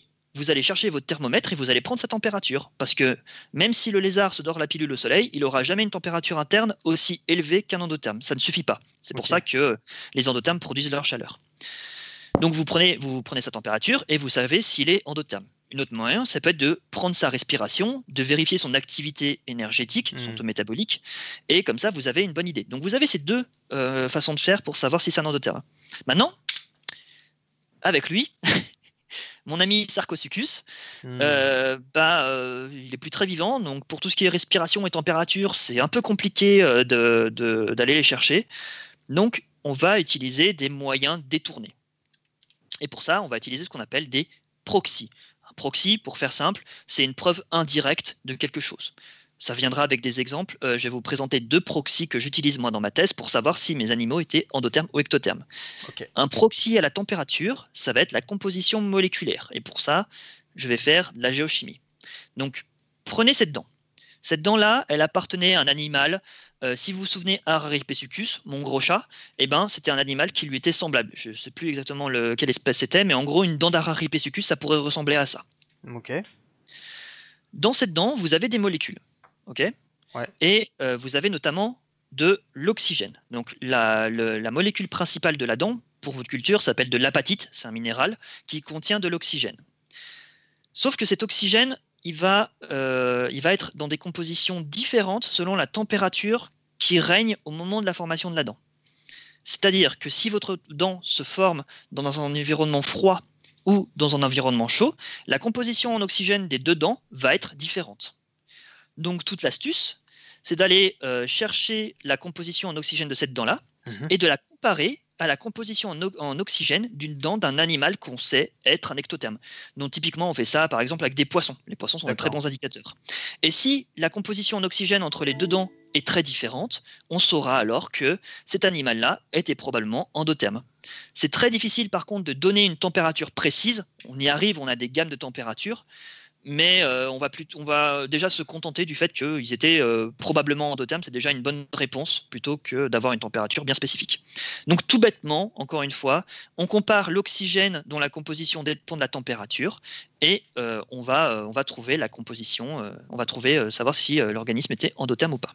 Alors attends, tu disais quand la température est différente, la composition de l'apatite est différente en oxygène? Exactement. C'est-à-dire que c'est le nombre d'oxygène qui est différent ou c'est Alors, sans rentrer dans... Ouais, ça, c'est l'isotope, la composition en isotope de l'oxygène. Donc, moi je comprends, mais... Si vous avez une question pour... Alors, tu peux expliquer vite fait. Comment t'expliquerais l'isotopie? Défi de la soirée. Qu'est-ce que l'isotopie? Tiens, tu me mets au défi, mais j'ai tout préparé. Aïe, on pouvait pas le... Attendez, je vais m'en sortir avec mon diapo. Ne regardez pas, spoiler alerte. C'est bon, je crois que de toute façon, là, t'as quitté le... Ah oui, t'as quitté le partage, donc il ne voit rien. Je vais remettre le partage. Excusez-moi, changer d'écran. Et hop là, c'est parti. Là, normalement, ça devrait être revenu. Donc, un isotope de l'oxygène. Donc, en gros, vous avez dans la nature, vous avez plein d'éléments, des atomes que vous connaissez. Vous connaissez l'oxygène, le carbone, l'hydrogène, pour ne citer que les trois les plus connus. Et ces atomes sont faits de petites briques. Donc, vous avez dû voir ça s'il y a des vieux souvenirs de lycée pour la plupart d'entre vous, j'imagine. Donc, vous avez trois briques élémentaires, les protons et les électrons et les neutrons. En gros, on dit que c'est un oxygène ou un carbone en fonction du nombre de protons. Quand le nombre de protons change, on change d'élément. Par contre, le nombre de neutrons, lui, quand il change, si le nombre de protons reste le même, l'élément ne change pas. Donc, par exemple, un oxygène, il a 8 protons, 8 neutrons. Mais s'il a par exemple 8 protons, 9 neutrons, ça reste un oxygène. C'est juste qu'il va avoir un nombre de neutrons différent. Et ça, c'est ce qu'on appelle un isotope. Et du coup, l'oxygène a énormément d'isotopes, mais naturellement, on en trouve 3. Donc l'isotope avec 8 neutrons, avec 9 neutrons, donc le 17, et avec 10 neutrons, le 18. Ouais. Celui que vous respirez le plus communément, c'est l'oxygène 16. C'est le plus stable et le plus abondant. Je crois qu'il compose quelque chose comme 99,9% de l'oxygène qui existe. Le 17, c'est un isotope qui est instable et qui est rare. Donc instable, ça veut dire qu'il va se désintégrer. C'est un isotope radioactif. Donc il va disparaître au fur et à mesure du temps. Par contre, le 18, ce qui est intéressant, c'est que lui, il est stable et il est rare. Donc la composition en oxygène 18 et en oxygène 16 de l'atmosphère, elle sera toujours la même parce que vous aurez toujours la même quantité d'oxygène 18 et d'oxygène 16. Enfin, elle n'est pas toujours la même, mais en gros, depuis que vous avez de la vie sur Terre, elle reste plus ou moins globalement identique. Okay. Et du coup, nous, on va comparer ces deux-là. Parce que comme l'oxygène 18, il est plus lourd que l'oxygène 16, il demande plus d'énergie pour être utilisé. Et donc, cette énergie, elle arrive sous la forme de la température, notamment. Donc, pour reprendre mon exemple de dent, si ma dent elle est plus froide, elle aura moins d'oxygène 18 que si ma dent elle est chaude, car comme il y a plus de température, ce sera plus facile de mettre de l'oxygène 18 dans ma dent. Donc, c'est juste ça qu'on va regarder, en fait, pour être assez simple. Donc voilà, n'hésitez pas si vous avez des questions, ça va être un peu compliqué comme sujet, mais Enfin, moi j'ai compris parce que les notions, je les connais pour la plupart déjà, mais qu'est-ce que je voulais dire? Pour revenir à ce que là où tu faisais la comparaison, du coup toi tu fais une hypothèse en disant c'est peut-être par exemple un ectotherme, et là tu prends la dent d'un ectotherme, tu mesures sa composition du coup en oxygène 16 par rapport à l'oxygène 18, enfin le rapport des deux, c'est ça? C'est un ratio entre les deux? C'est un delta, mais oui, c'est un delta. D'accord, on peut dire une différence dans le langage en mode. Non, c'est vraiment un ratio. Un ratio, d'accord. Ratio. Ouais, c'est vraiment un ratio. Le ratio des deux, tu le mesures dans un ectotherme, et après, ça te donne une certaine valeur. Ça me donne une valeur témoin, si tu veux. Une valeur témoin de référence, on peut dire, en quelque sorte. C'est ça. Ensuite, tu la mesures dans ton fossile, la dent fossilisée de ton spécimen. Et tu as une autre valeur que tu compares à ta valeur de référence. Et si la valeur est très différente, à ce moment-là, tu rejettes plutôt ton hypothèse de départ que c'était un ectotherme. Et j'admets que c'était plutôt un endotherme. Si, Exactement. ok. Et si au contraire c'est très proche, Eh ben, je vais plutôt avoir tendance à dire c'est un ectotherme. C'est tout à fait ça, ouais. Et, et en fait, pour aller un peu plus loin, le fait que ça soit... Comme c'est une question de température, si on prend un ectotherme, c'est en gros, on prend la température du milieu environnant, tout bêtement. Mais c'est pour ça que c'est très important de prendre des organismes qui vivaient au même endroit. Parce que si tu prends des organismes qui vivaient à des endroits très différents ou dans des périodes de temps très différentes, tu n'auras pas un bon témoin. Si tu veux. Oui. Parce qu'en fait, ce ratio, il ne dépend pas seulement que de la dent ou de... Enfin, il peut varier avec le temps, ce ratio... Exactement, ouais. Il va dépendre de l'animal et il va dépendre de la température environnante et il va dépendre du cycle de l'eau. Donc j'ai pas envie de rentrer trop dans les détails, sinon on va vite partir très très loin. Mais on a tout un tas de calculs très compliqués pour trouver tout ça. Mais on connaît très bien les trucs. Ce qu'il nous faut juste, c'est d'être sûr que nos animaux ils viennent du même gisement fossile. Et là c'est banco. On n'a plus qu'à laisser faire la machine travailler. Et nous, on va se boire une pina colada sur le toit du labo pendant que ça tourne. En gros, c'est un peu l'idée. Dans l'idée, c'est vraiment très très simple. Hein. Vous prenez la différence. Si c'est pareil, vous pensez c'est un ectotherme. Si c'est différent, alors vous savez que c'est un endotherme. Et on prend généralement des poissons parce qu'on sait que tous les poissons sont des ectothermes. Ça, c'est sûr et certain. Il n'y a pas un seul endotherme. C'est pas possible de faire une erreur. L'oxygène 17, apparemment, il serait plutôt classifié en isotope stable plutôt qu'un stable. Ah, il serait plutôt classifié en isotope stable. Alors, il faudrait que je revoie ça. C'est pas impossible que je me trompe, mais il me semble que. Alors, mon directeur de thèse m'avait plutôt dit que c'était plutôt instable. Encore une fois, comme je suis plutôt un biologiste plutôt qu'un géologue, ce sont des notions que je maîtrise. Non, mais t'inquiète, de toute façon, ça c'est bien une remarque de physicien, ça, la stabilité des isotopes. D'accord. Non, parce que je sais qui a posé la question, ça m'étonne qu'à moitié. Ça t'étonne qu'à moitié. Dans ce cas-là, je serais curieux d'avoir d'en savoir plus après. Hein, ça m'intéresse également, donc on pourra en rediscuter avec la personne. Ça sera très intéressant. Et du coup, là, je vous ai parlé de la température. Tu es sûr qu'on me voit parce que là, je suis dans le noir. Oui, là, par contre, là, c'est. Alors, donne-moi une toute petite seconde. Ouais, t'inquiète. Bannez les types qui corrigent les slides à voix haute. Ouais, c'est ça. Et la lumière fut. À plus, fraude. Ah, voilà. Donc le taux métabolique, donc je vous ai parlé de température, là il ne vous reste plus qu'à vous parler d'activité et d'énergie, le taux métabolique, et pour ça je vais regarder les os, parce que c'est ce qu'on a de plus chez les fossiles, c'est les os. Alors là vous avez un fémur d'Arapaesicus, et ce qu'on va faire nous, c'est qu'on va couper dans l'os, et on va aller regarder la structure de l'os. Là t'as pas partagé ton écran là. Ah, le partage s'est enlevé? Ah, c'est bizarre ça. Ouais, peut-être, ouais. Attends, je vais la remettre. Hop, c'est bizarre qu'il me l'ait changé. C'est bon, c'est revenu? Yes, nickel. Voilà. Excusez-moi pour ce petit interlude. Non, t'inquiète. Donc en gros, nous, on va les couper dans l'os et on va regarder à quoi ça ressemble. Donc là, vous avez une photo d'une coupe d'os d'Arapaesicus. Alors, c'est pas rose et bleu, hein, c'est juste qu'on les regarde dans une lumière particulière parce que ça nous permet de vérifier certaines choses. Bon, je ne vais pas rentrer dans les détails là non plus, c'est pas très intéressant pour nous. Mais en gros, on va regarder comment est fait cet os. Pourquoi? Parce qu'un endotherme, il a beaucoup d'énergie. Et comme il a beaucoup d'énergie, comme il respire plus pour pouvoir faire ça en endothermie, il a plus d'énergie. Et du coup, il va pouvoir allouer une partie de cette énergie à une meilleure croissance. Donc un endotherme, ça grandit beaucoup plus vite qu'un ectotherme. Et ce qui est intéressant, c'est que plus votre os y grandit vite, plus il va avoir des structures très particulières qui vont se former dedans. Donc, on va aller regarder les os de nos organismes fossiles, on va chercher ces structures particulières, on va les comparer à tout un tas d'autres organismes, et on va pouvoir en déduire le taux métabolique qu'avait notre organisme fossile.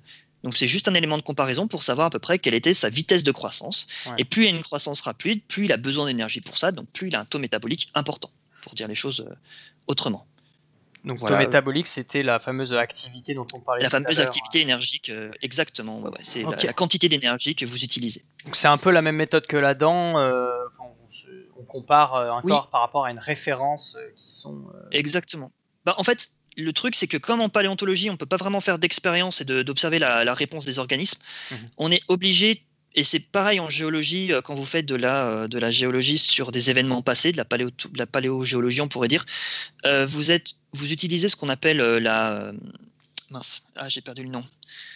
Une loi de comparaison qui a été proposée dans les années 1900, dans les années 1800, qui dit qu'il n'y a pas de raison que les lois qui existaient avant aient changé aujourd'hui, donc que vous pouvez comparer les éléments. Donc si vous avez des animaux qui grandissent vite aujourd'hui et des animaux qui grandissent doucement aujourd'hui, vous pouvez les comparer au registre fossile, et parce qu'ils obéissent aux mêmes règles.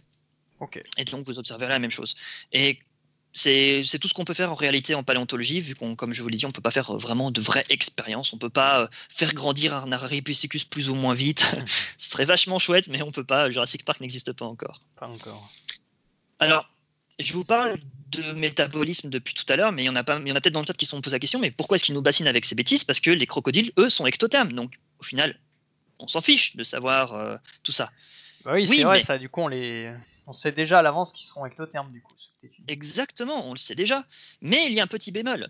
Les crocodiles sont des animaux ectothermes qui ont des caractéristiques très, très, très particulières. Ils ont notamment un cœur à 4 cavités, qui n'existe à l'heure actuelle que chez les mammifères et les oiseaux.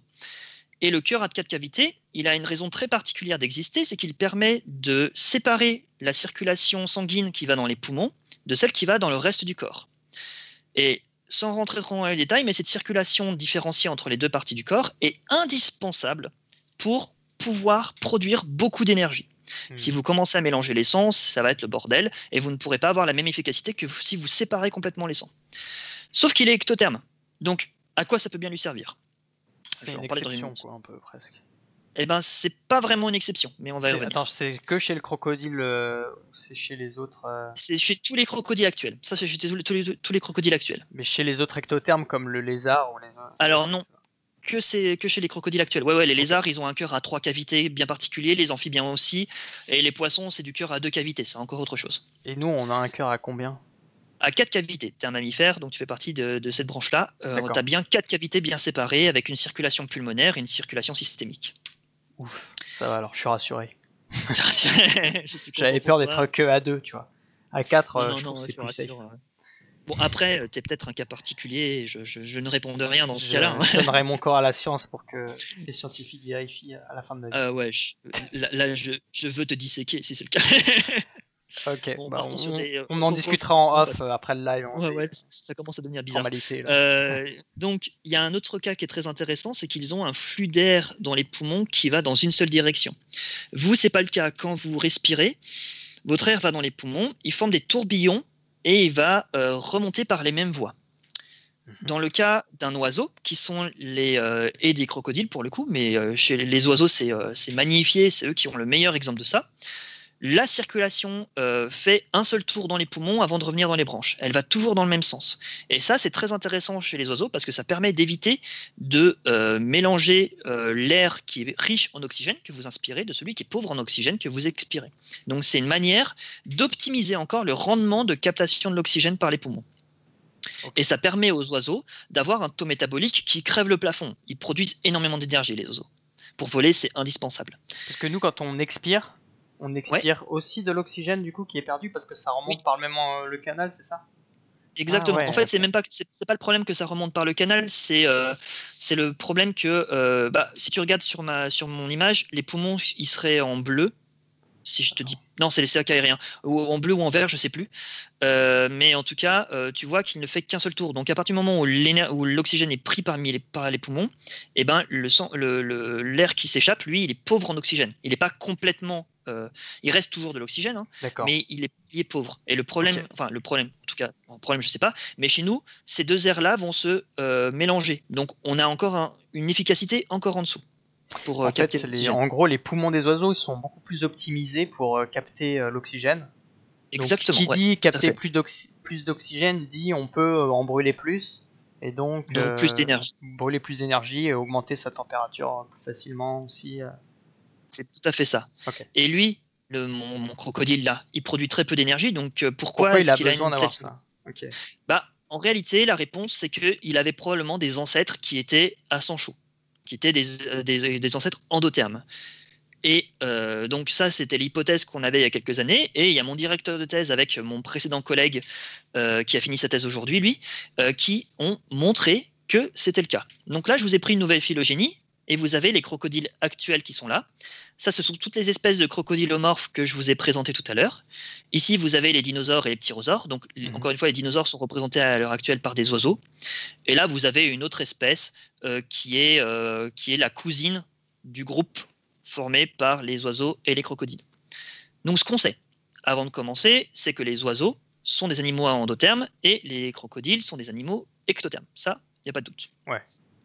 Maintenant, ce qu'a montré mon collègue, et mon directeur de thèse après lui, c'est que cet animal-là, Azendosaurus, qui est l'animal le plus éloigné, était aussi à sang chaud, que les ptérosaures étaient aussi à sang chaud, et que Postosuchus, mon grand prédateur que je vous ai dit qui était peut-être bipède tout à l'heure, était lui aussi à sang chaud.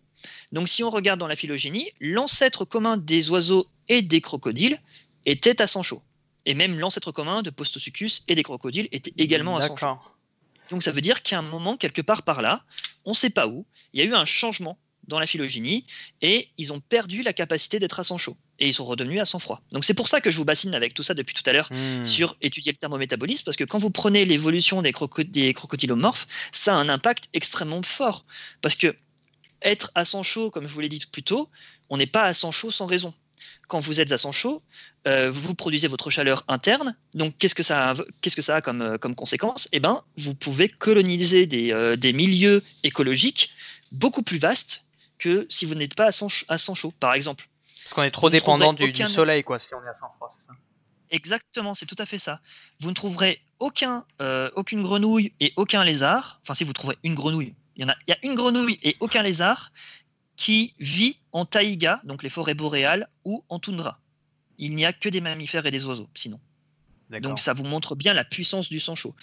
Une autre raison, c'est que le sang chaud, ça vous donne énormément d'énergie. Donc comme je vous l'ai dit tout à l'heure, ça vous permet de croître très vite, mais ça vous permet également d'être des prédateurs ou des coureurs très efficaces, que ne sont pas les ectothermes, qui vont très vite s'épuiser. Les ectothermes sont des bons sprinteurs, comme les nains dans Seigneur des Anneaux, ce sont des sprinteurs, redoutables sur des courtes distances, mais sur le long terme, ils ne tiennent pas la distance. Et par contre, le désavantage, c'est que ça demande de manger beaucoup, parce que tu as besoin d'avoir beaucoup d'énergie. Et comme l'énergie, c'est pas juste l'oxygène, mais c'est aussi ce que tu manges, et ben, pour maintenir ton taux métabolique, tu as besoin de te nourrir énormément.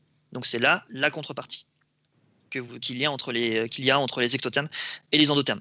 Donc, moi, la question que je me pose, c'est de réussir à savoir exactement ce qui s'est passé là.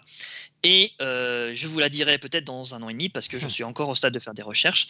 Et voilà, et je pense que je vais conclure là-dessus. Donc, c'est super intéressant en tout cas. Je voulais rajouter un truc là-dessus, c'est qu'en gros, aussi, ce que tu montres, c'est que finalement, il faut faire attention entre ectotherme et endotherme. Ça permet pas ce critère permet pas de classifier en fait ce qui appartient aux crocodilomorphes ou pas, en fait, puisque oui, en fait sûr. on a une exception entre guillemets, puisque le Postosuchus,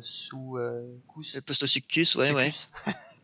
Oh, peu importe, on le dit comme on veut, mais et endotherme, malgré le fait qu'il appartienne au crocodilomorphe, ouais. Oui. Qui donc, d'ailleurs, ça souligne bien l'idée que des fois on a une mauvaise intuition, dans le sens où on pourrait se dire bon bah les cousins les ancêtres du crocodile, ou les cousins des crocodiles plutôt, seraient du même type, c'est-à-dire ectotherme. En fait, non. Enfin,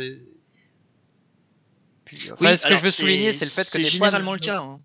C'est généralement le cas. En fait, oui, c'est une très bonne intuition de se dire que les espèces qui sont proches se ressemblent. Oui, bien sûr. C'est tout à fait une bonne intuition. Mais il y a des exceptions, comme on le montre. Comme tu le montres. Et c'est aussi important de montrer que la science, c'est ça aussi, c'est que c'est pas tout simple, quoi. Qu'il y a de la complexité dans le truc. Et justement, ça me fait penser à la classification. Est-ce que, sous cet aspect-là, on peut revoir la classification, enfin, en se disant, si on avait choisi, par exemple, l'endothermie ou l'ectothermie comme critère pour classifier, est-ce qu'à ce moment-là, on peut changer la position du Postosuchus dans le... Mais c'est pas un critère suffisant, tu vas me dire, il vaut mieux se baser sur tout le reste. Alors, non, j'ai envie de te dire non pour 2 raisons. Donc, comme tu l'as dit, c'est pas un critère suffisant, parce que tu as un critère qui te dit non, là où tu vas en avoir 150 qui vont te dire oui. Donc la masse de données qui va dans le sens du oui est écrasante par rapport à la masse de données, par rapport à celle qui va dans le sens du non. D'accord. Et le problème de l'endothermie, c'est qu'on ne peut pas l'utiliser dans les phylogénies telles quelles, parce que c'est ce qu'on appelle dans le jargon un caractère composite. C'est-à-dire que dans l'endothermie, il y a plusieurs caractères qui se cachent derrière. Okay. Par exemple, vous allez avoir plusieurs types de molécules différentes qui vont rentrer en jeu. Donc, c'est compliqué à expliquer comme ça, mais en gros, on devrait faire un caractère par type de molécule. Et on ne sait pas vraiment quelles étaient les molécules qui existaient chez ces animaux-là. Donc, c'est très très compliqué à utiliser comme caractère. C'est vraiment des caractères que nous, on n'aime pas en phylogénie pour faire nos reconstructions. Voilà. Okay, j'ai dû perdre le petit chat à mon avis. Non, bah, je sais pas. En général, ils sont assez calmes, donc ça m'étonne pas qu'il y ait pas beaucoup de messages. Mais moi, je trouvais ça super intéressant. J'ai réussi à bien suivre en plus, je trouve. Donc plutôt cool. C'était très bien expliqué. Tu veux rajouter quelque chose? J'espère que c'était pas trop compliqué. Moi, ça allait. Quelque chose. Si vous avez n'importe quelle question, n'hésitez pas. Même si vous avez des questions sur, je sais pas, sur comment ça se passe une thèse, ça me ferait plaisir d'y répondre. Oui, voilà. Là, questions qu'on se pose. Du coup, on passe bien à la session, on va dire libre antenne questions, ouvert à tout le monde. Pour cela, vous pouvez soit poser vos questions dans le chat, ou soit, c'est encore mieux, et on insiste beaucoup chez PocScience pour que vous le fassiez, soit venir sur le Discord dont j'ai rappelé le lien dans le chat. Vous pouvez cliquer sur ce lien, c'est un lien d'invitation vers le Discord PocScience, et sur ce Discord là, eh bien, on vous attend tout simplement. Venez poser vos questions, venez faire votre commentaire, sachant que il vous suffit d'aller rejoindre le SAS Libre Antenne où Edendal vous attend et il vous fera bouger dans la libre antenne pour que vous puissiez directement interagir avec nous et passer en live si c'est pas extraordinaire ça. C'est magnifique, la technologie est superbe. C'est tellement bien organisé chez vous. Ouais, c'est incroyable. Bon, heureusement, t'inquiète que le premier live était pas comme ça. Et j'ai la rediff sur YouTube, donc les gens pourront témoigner. Mais là, depuis, on s'est un peu amélioré, on a fait un peu des efforts. Donc voilà, n'hésitez pas à rejoindre le Discord PocScience et venir nous échanger avec nous. Et puis, comme tu l'as dit, ça peut parler à la fois du sujet du jour, mais aller un peu plus loin, parler de sujets connexes ou même de toi, de ta vie, de tes arts. Je vois que Nono-san, même en arrivant en retard, il a réussi à comprendre et à raccrocher les wagons. Donc bravo Mathieu pour cette présentation. Merci à toi d'avoir bien revulgarisé certaines choses aussi. C'est pas toujours évident, hein, je me rends compte. C'est vraiment pas évident. De vulgariser, c'est un exercice pas simple du tout. Ah ouais, chapeau à tous les vulgarisateurs, hein, c'est vraiment quelque chose qui demande de l'entraînement. En fait, ce qui je trouve le plus compliqué, c'est d'arriver de se mettre à la place des autres et d'arriver à se dire que certaines choses qui, moi, me semblent tellement évidentes, qui ne le sont pas forcément pour tout le monde, sans jugement de valeur ou quoi que ce soit. Hein, c'est juste que j'ai tellement le nez dedans que pour moi, je vis phylogénie, je mange phylogénie, je dors phylogénie, mais c'est pas le cas de tout le monde. La vie est triste sinon. Il faut faire de la phylogénie. Ouais. C'est sûr, quand tu fais une thèse, souvent ça prend une certaine part de ta vie, de ta vie privée, et pendant 3 ans, on sort pas trop la tête de l'eau. Justement, qu'est-ce que je sais pas si c'est peut-être un peu précipité comme question, mais toi, quels sont tes objectifs après la thèse? Est-ce que déjà tu te vois continuer dans la recherche ou Ouais. Alors, c'est une très très bonne question. J'aimerais beaucoup continuer dans la recherche, malgré le contexte un peu défavorable, notamment en paléontologie. Mais moi, ce que j'aimerais faire à la fin, ce que j'aimerais être, c'est maître de conférence et voire professeur d'université, mais ça on verra d'ici 20 ans, hein, on n'y est pas encore. Mais en tout cas, avoir un poste de maître de conférence, parce que j'adore enseigner. En tant que thésard, je fais un peu d'enseignement à côté, c'est vraiment quelque chose que j'apprécie énormément. Et je suis de ceux qui sont convaincus que tu ne peux pas faire de la science qu'en faisant de la recherche, il faut aussi faire de la transmission de connaissances. Et c'est pour ça que j'aimerais faire beaucoup d'enseignement aussi. Je sais pas si tu as eu l'occasion d'en faire, toi, d'enseignement, mais je trouve ça vraiment chouette. Pendant la thèse, j'ai eu l'occasion d'enseigner en IUT. Et ça m'a plu, hein, c'était sympa comme expérience. J'ai bien aimé, mais c'est aussi un travail qui, quand tu veux bien le faire, prend énormément de temps en fait. Hein. Oui, carrément. Il faut construire. C'est comme bien vulgariser, hein, c'est aussi dur. C'est peut-être même encore plus dur d'enseigner que de vulgariser parce que le but n'est pas forcément le même. c'est un autre débat. Mais ouais, c'est un métier qu'on se rend pas compte en fait à quel point ça prend du temps et de l'énergie, quoi. Donc c'est beau ce que tu dis. Je regarde si des personnes veulent éventuellement nous rejoindre. Je rappelle que de ne pas hésiter à venir parler. En tout cas, comment t'as trouvé cet exercice ce soir? Ça va? Ça allait? Oui, très chouette, j'ai beaucoup aimé. C'est ta première vraiment, fois en live? Alors face à un public aussi tout public, j'ai envie de dire oui, parce que j'ai déjà eu l'occasion de... j'enseigne, donc j'ai déjà eu l'occasion de vulgariser ce genre de choses. Enfin, vulgariser, pas au même niveau. J'ai eu l'occasion de faire une conférence d'1 heure à l'université de Nantes où j'étais venu présenter dans mes anciennes pénates mon sujet de thèse. Et sinon, dans le cadre de Science en Live, j'ai eu l'occasion de présenter ce sujet avec des étudiants en terminale scientifique, excusez-moi. D'ailleurs, ça s'était passé comment? C'était sur quelle plateforme tu fais ça? Sur la plateforme interne au CNEN, si je dis pas de bêtises, enfin un truc interne à l'éducation nationale. Okay. Ça s'était très très bien passé. J'ai eu des retours très très positifs, ils étaient très intéressés. Donc parfait. Nickel, moi je trouve ça génial. Alors apparemment, en effet, l'Oxygène 17 est stable. Ah, t'es en train de vérifier. Je suis en train de vérifier parce que ça me questionne. Ça t'a perturbé. Ouais. Faudra que alors attends, parce que j'ai ma bibliographie à côté et ça c'est... Ouais, qu'il soit parti, Frodeux, parce que j'aurais des questions. Si, il est là, il est revenu. Il est là revenu. Ah, Frodeux. C'était des questions. Frodeux, si tu veux passer dans le Discord, n'hésite pas. Hein. Tu connais, tu as le lien. Enfin, je pense. Tiens, je vais la rappeler d'ailleurs. On veut la vérité. La vérité, tout. On veut la vérité. Les gens veulent savoir. Ils veulent savoir tout sur l'Oxygène 17. Donc voilà, c'est pas simple de transmettre la vérité. Donc non, mais je sais plus. En tout cas, pour la suite, tu disais du coup les objectifs de ta thèse, c'est de prouver. De faire les recherches que tu as fait toi, parce que tu peux revenir sur la dernière slide qu'il y avait. Bien sûr. Parce que à un moment tu as dit mon directeur lui il a montré ça, il a montré l'endothermie je crois ou l'ectothermie de. Alors on voit plus parce que je crois qu'il faut que tu reviennes. Oui non c'est normal, je vais revenir. Hop là, comme j'étais petit faire des recherches, ça a viré le partage d'écran. Donc en gros sur cette dernière image, hop là, allez hop, on y va un peu plus vite. Voilà.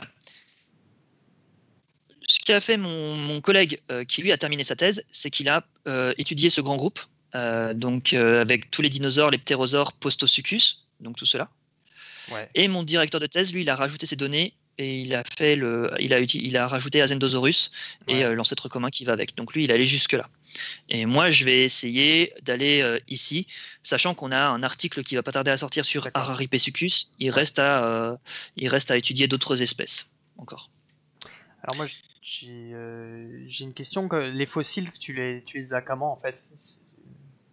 Alors, toi, dans ta vie de tous les jours, comment tu es en contact avec les échantillons? J'ai la chance de travailler en étroite collaboration avec le Muséum national d'histoire naturelle. En fait, mon laboratoire, donc le CR2P pour abréger, il est à cheval entre plusieurs institutions. Il est notamment à cheval entre l'Université de la Sorbonne et le Muséum national d'histoire naturelle. Oui, là notamment, si vous êtes déjà passé à Paris, que vous avez vu la galerie de paléontologie, nos bureaux, ils sont derrière la galerie de paléontologie ou en dessous. On est sous les collections. Et du coup, j'ai accès à pas mal de fossiles qu'on ne montre pas au public, qui sont destinés uniquement à la recherche, à l'aide de ces collections. Alors, j'y vais pas pour prendre ce que je veux. Hein. Il y a des rendez-vous avec les chargés de collection qui vont me dire ça, oui, tu peux utiliser, ça, non, on n'a pas assez, ça, il faut que je fasse des recherches. Et une fois que j'ai l'autorisation d'utiliser mon fossile, eh bien, je l'apporte un collègue qui est ce qu'on appelle un litholameller, qui lui va se charger de faire des coupes dans le fossile pour me préparer mes lames que je vois au microscope. Ou alors, je vais prendre mes dents, je vais à Lyon et je vais les dissoudre pour les passer au spectromètre de masse pour chercher les isotopes. Après, quand tu n'as pas les fossiles qu'il te faut au muséum, eh ben, tu contactes des collègues étrangers qui, eux, ont le matériel et qui seraient prêts à faire des collaborations avec toi pour avoir leur nom dans ta publi quand tu publieras des données. Ça, j'ai fait aussi un petit peu, ouais. Est-ce qu'il y a il y a des limites parce que les échantillons ils sont précieux et les méthodes d'analyse sont destructives, il me semble un petit peu. Ouais, elles sont très destructives. Voilà, donc quand on parle de méthode d'analyse destructive, pour ceux qui ne savent pas, en fait le mot parle un peu d'elle-même, c'est-à-dire que vous avez besoin de détruire votre échantillon pour l'analyser en quelque sorte. Donc comment vous gérez ça en tant qu'équipe de chercheurs? Vous avez accès qu'à un certain nombre de grammes d'échantillons. Enfin, moi je vois pas du tout comment ça. Alors, c'est au cas par cas. Déjà, il faut bien comprendre une chose, c'est que trouver un fossile, c'est dans tous les cas un événement qui est rare. Par rapport à toute la biodiversité qui existait avant, le fossile est un objet rarissime. Donc, si on coupe ou qu'on détruit une dent, c'est qu'on l'a déjà en plusieurs exemplaires et qu'on est capable de l'utiliser. Ça pose pas mal de questions derrière. Par exemple, tous les fossiles qui ont été publiés, qui font l'objet de photos ou de dessins dans des publications, ceux-là sont intouchables parce que les gens doivent pouvoir venir, doivent pouvoir voir le spécimen tel qu'il est au départ et le comparer avec ce qui avait été publié à l'époque. C'est indispensable pour la pérennité de la reproductivité en sciences. Donc, ce que je peux couper, c'est éventuellement des bouts d'os dont personne ne veut, que je serais capable d'identifier, etc. Et généralement, ce qu'on peut couper, c'est les fossiles en plus mauvais état. Donc, c'est ceux pour lesquels on a le plus de mal à dire exactement ce que c'était. Donc, ça pose aussi d'autres questions. Donc, en réalité, le matériel auquel on a accès est vraiment très, très restreint. Donc, c'est un événement rare quand on peut faire des coupes. Ou détruire des dents. Mais les dents, il y en a beaucoup plus, ça, c'est pas un problème. Si vous voulez, je rappelle le Discord pour venir poser vos questions. Il faut d'abord aller dans le SAS Libre Antenne si vous voulez nous rejoindre. Donc allez voir à Edendal, rejoignez le SAS Libre Antenne et comme ça on pourra vous envoyer dans la Libre Antenne. Non, mais super intéressant, ouais, la rareté des échantillons, le fait d'en prendre soin et du coup d'utiliser des échantillons plus vieux ou moins précieux, on va dire. C'est ça. Ouais. Pour faire des tests. Et ça pose d'autres questions. Quand tu vois la rareté des fossiles, je sais pas si tu as vu passer l'information, il y a quelques temps, il y avait un riche collectionneur qui a vendu un squelette complet d'allosaure à la Tour Eiffel pour 2 millions d'euros, un truc comme ça. Mais nous, en tant que paléontologue, ça nous massacre. Hein. C'est du matériel hyper rare qu'on aimerait pouvoir étudier et qui sont entre les mains de riches collectionneurs privés. Mais bon, qu'est-ce que tu veux? Là, c'est d'autres questions qui se posent. Ok, tandis que je pense qu'on va pouvoir éventuellement avoir notre premier poseur de questions. Ouais. Si il veut bien éventuellement venir après un petit check. Et je ne mords pas, promets. Et qu'est-ce que je voulais dire d'autre? Oui, c'est vrai que je l'ai pas dit, mais tu as un ResearchGate si on veut te contacter. T'es pas forcément sur les réseaux, mais au moins t'es sur le réseau des chercheurs ResearchGate, sur lequel on peut lire. Sinon, je peux vous laisser ma page du CR2P où il y a mes mails dedans. Oui. Faut pas hésiter. Ouais, tu peux éventuellement me le donner là et je peux le transmettre. Je peux la mettre dans le chat si tu veux. Hein. Alors.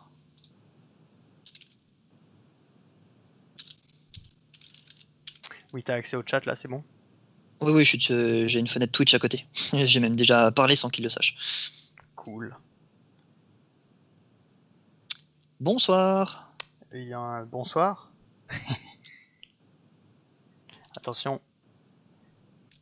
Dans quelques instants, l'adresse est dans le chat. L'adresse est dans le chat. Ah, excuse-moi. Oui, j'attends. Je vais la copier moi-même. Excuse-moi. C'est le bot. On a un bot très vénère qui. Ah oui, le bot est très vénère. Ouais. C'est de ma faute. C'est pas grave. Donc bonsoir Fraude. Allô? Bonsoir. Est-il là? Il est mute. Son micro est mute. Ah mais attends, il faut qu'on se mute des mutes.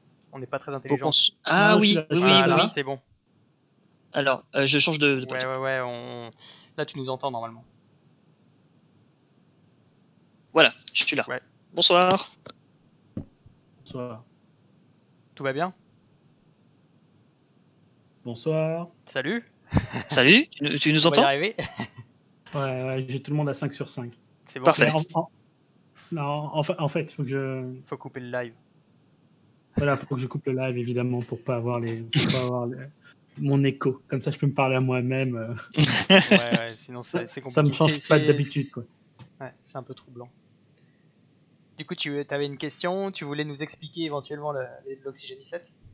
Ah, non, c'est juste que j'ai tiqué quand tu as marqué que le 17 était instable parce que pour le coup, 16, 17, 18, c'est un système à 3 isotopes Mhm, pour l'oxygène qui est utilisé en paléo climato depuis très longtemps. mhm.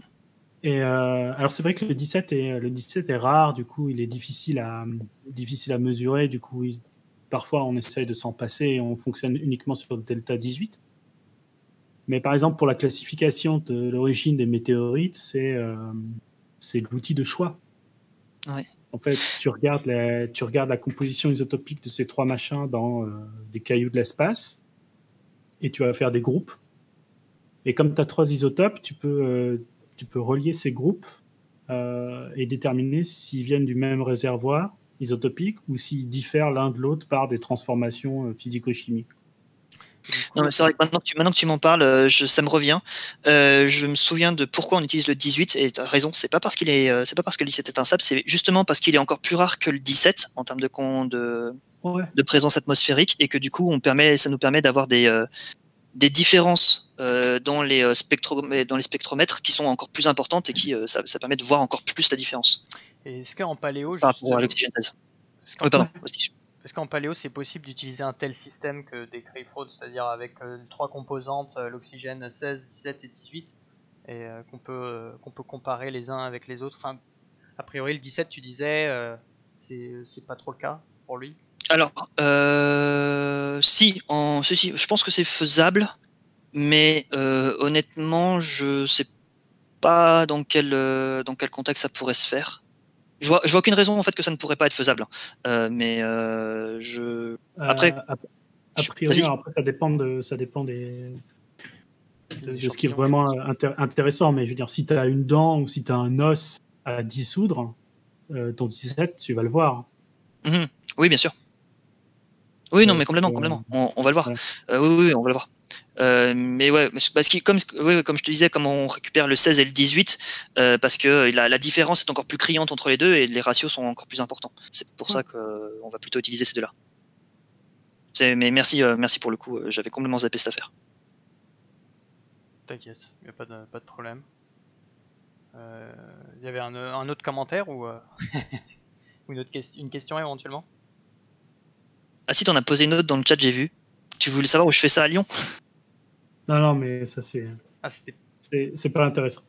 Bon, non, mais alors, pour le coup, moi, parce qu'à Lyon, je connaissais un type qui faisait ce genre de truc, qui s'appelait Vincent Balter. Il s'appelle toujours Vincent Balter, je pense. Et du coup, je sais pas c'est marrant parce qu'il est pas du tout dans l'équipe avec laquelle je bosse. Moi, je travaille avec l'équipe de Christophe Lécuyer, Romain Amiot et ce genre de personnes. D'accord. Mais lui, je le connais pas du tout, malheureusement. Donc peut-être qu'il a bougé, je sais pas trop. Je peux pas le dire. Mais voilà, c'est pas grave. Ok. Donc voilà. Bah, merci en tout cas pour cette précision. Et ça me rafraîchit la mémoire et c'est pas anodin parce que des fois, il faut quand même, on a beau être dedans tout le temps, il y a des trucs qui se mélangent un peu. Merci beaucoup. C'est normal de zapper des infos, hein, surtout que. Non, mais c'est que en cosmochimie, c'est genre c'est le outil de classification. Quand tu sais pas faire, comme tu as des silicates en fait de l'oxygène, t'en attends que t'en veux. Et, et du coup, bah, comme il y a des bonnes différences isotopiques d'un caillou à l'autre, voilà. Du coup, pour moi, c'est familier. Voilà. Notamment pour faire de justement, si tu parles des météorites, c'est pour faire de la généalogie. J'avais eu des cours là-dessus où tu regardais à partir de quel corps les météorites provenaient, à partir de quel gros groupe d'astéroïdes. Il me semblait qu'il y avait une histoire comme ça. Ça fait très longtemps, mais.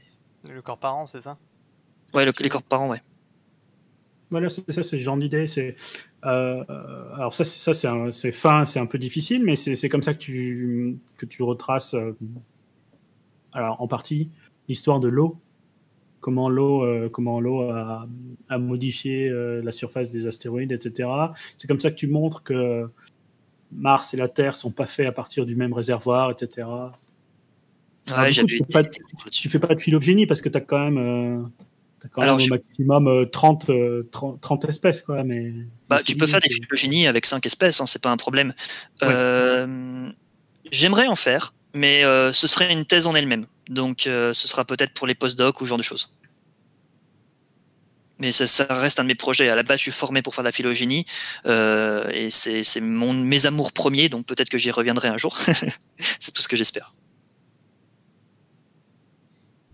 Ok, bon bah merci Fraude pour ton retour en tout cas. Merci encore. Ouais, et alors. Autre chose. Ouais, T'as de la chance, il n'y a pas la queue, donc tu peux en profiter. Ouais, voilà, moi je veux pas. Parce que là, je suis tout seul à la maison, donc je peux vous enchaîner toute la nuit si vous voulez. Ah bah avec plaisir. En restant sur l'histoire évolutive des crocodilomorphes, tu peux nous faire ça passer toute la soirée. Tu sais, j'ai pas prévu de sortir là. Non, j'avais une question sur la façon. Je me suis toujours demandé pourquoi est-ce qu'on représentait des arbres binaires et pas des arbres tout court. Des arbres tu peux dire avec des polytonies du style où on pourrait avoir 3 branches qui partent d'un même nœud. Ouais, et avec des arêtes de longueur différente en fonction de la proximité, quoi. Alors, l'arête de longueur différente, tu peux le faire, mais elle va avoir d'autres informations. On fait ça notamment pour représenter des distances en termes de temps ou des distances génétiques. J'en avais un d'arbre à un moment. Le gros arbre que j'avais montré dans les diapos était avec des arêtes de longueur différente. Et pourquoi est-ce qu'il est binaire? C'est parce que la méthode implique que tes arbres soient binaires en sortie. L'évolution est probablement pas binaire d'ailleurs, mais en tout cas c'est la méthode qui t'impose que tu aies ce genre de schéma en sortie. D'accord. Donc voilà pourquoi. Ah, c'était toi du coup la question des arbres binaires orientés et tout. Je vois. Ouais, je t'ai dit, je suis tout seul à la maison, donc. T'as de la chance qu'il n'y ait pas d'autres, qu'il n'y ait personne pour faire la queue, qui soit prêt à poser d'autres questions. Mais non, mais très bonne question en tout cas. C'est marrant que tu aies réussi à suivre. Ça fait longtemps que tu suis les lives, c'est où on avait vu d'autres. Non, je suivais ta chaîne depuis 2018. Ah, oula. Ça? Ah oui, la chaîne YouTube. Ouais. Ah oui, d'accord. Excuse-moi. Oui, et du coup, là, moi, je me suis perso mis à Twitch pour faire mes cours avec le confinement. Bah avant, je regardais des mecs jouer à League of Legends, faut pas déconner. Ouais, comme tout le monde sur Twitch. Qui n'a pas fait. Mais voilà. Et du coup, j'ai vu que tu étais dans le truc aussi, et du coup, c'est marrant. Ok. J'ai une question de phylogénie générale. Ouais, mais c'est sûr. Je vis avec l'idée, ça remonte à mes études de bio d'il y a 15 ans, 20 ans, je sais plus, 15 ans, putain.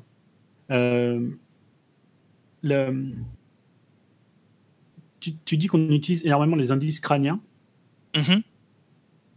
Est-ce que c'est vrai que les indices crâniens ont pris la main sur tout le reste une fois que les arbres génétiques sont arrivés et qui sont quasiment superposés aux arbres faits avec les indices crâniens?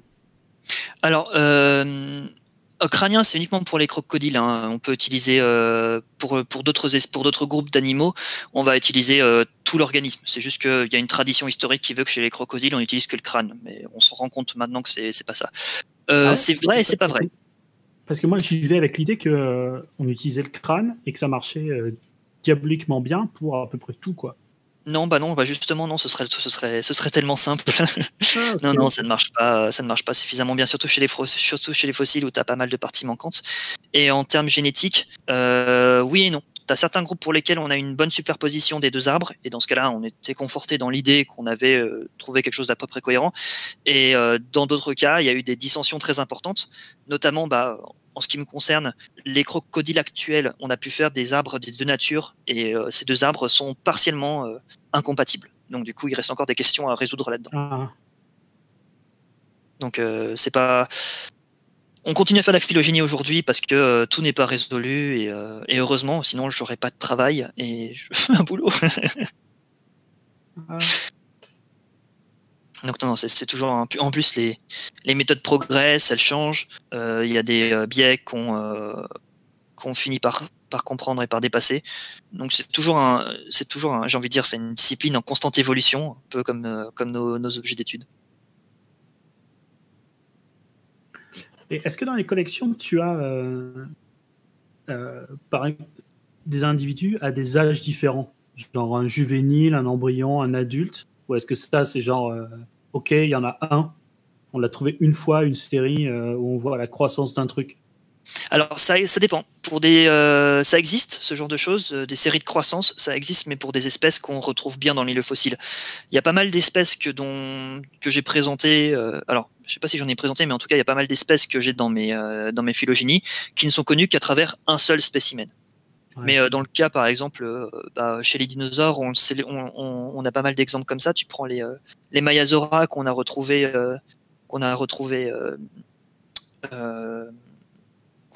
auprès de Nid, tu avais des œufs, tu avais des juvéniles, tu avais des adolescents et tu avais des adultes. Donc là, tu as des belles séries de croissance qui se font bien, pour le coup. Mais j'ai pas assez de chance avec mes animaux. Ouais, d'accord.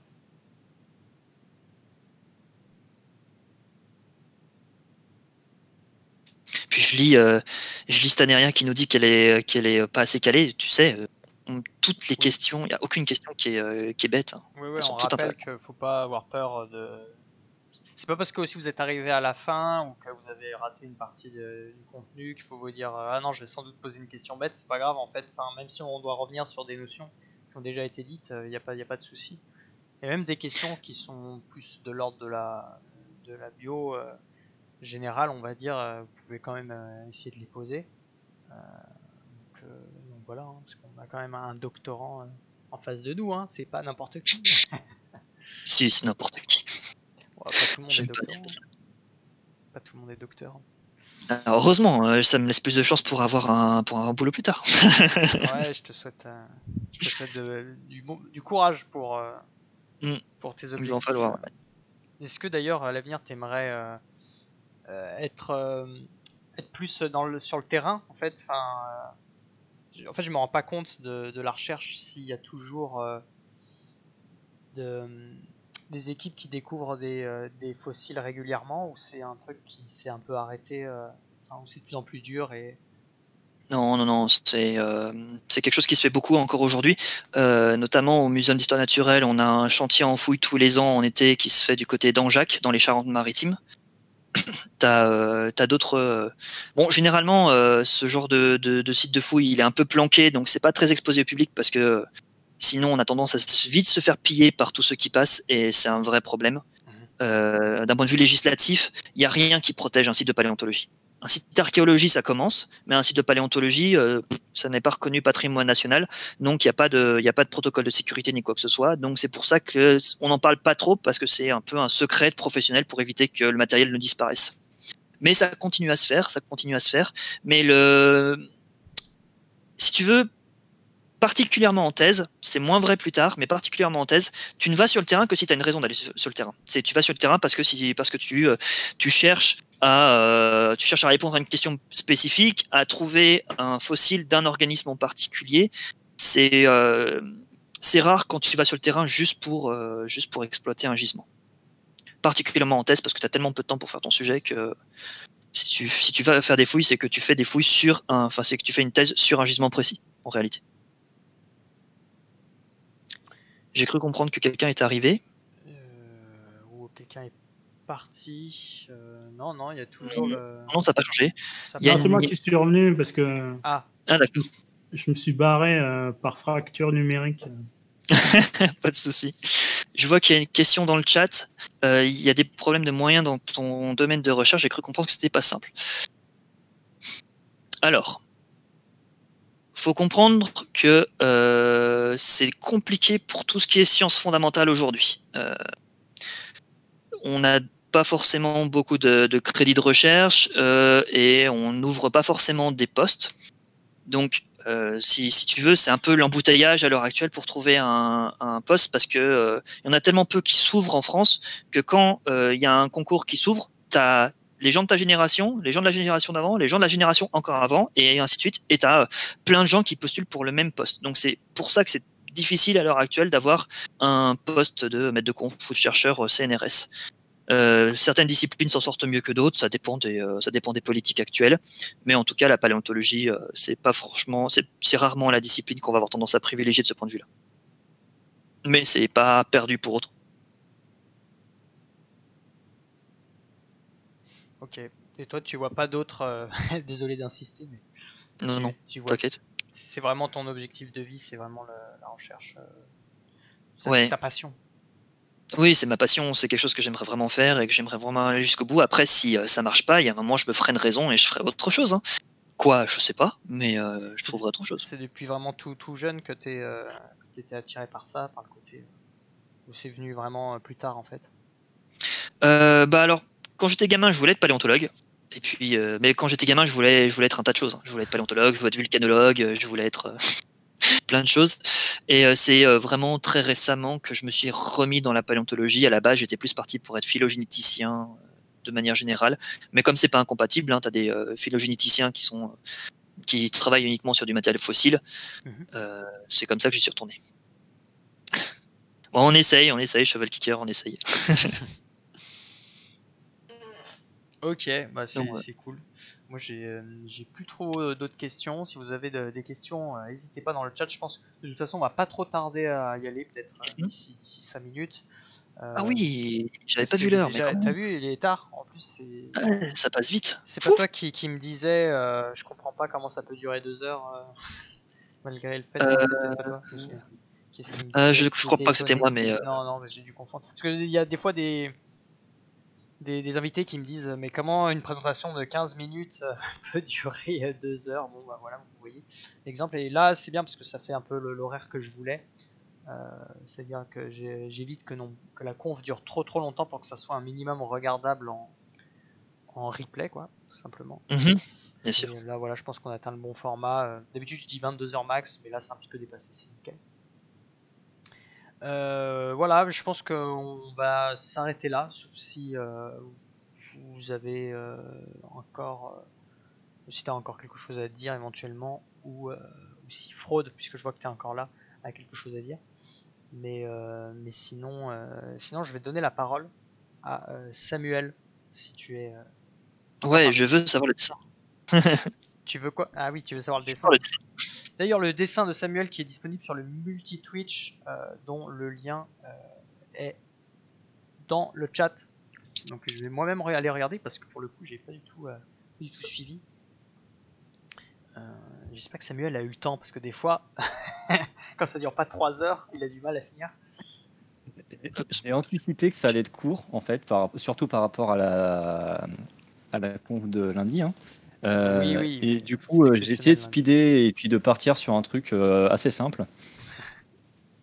Donc, on va dire que je m'en suis plus ou moins sorti, mais c'est vrai que je suis un peu moins allé dans le détail que d'habitude.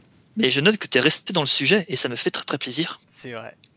On a eu la pression. Par contre, j'aime bien les crocos, donc. Les crocos de l'espace. Il est vraiment chouette. Il n'y a même pas de l'espace là.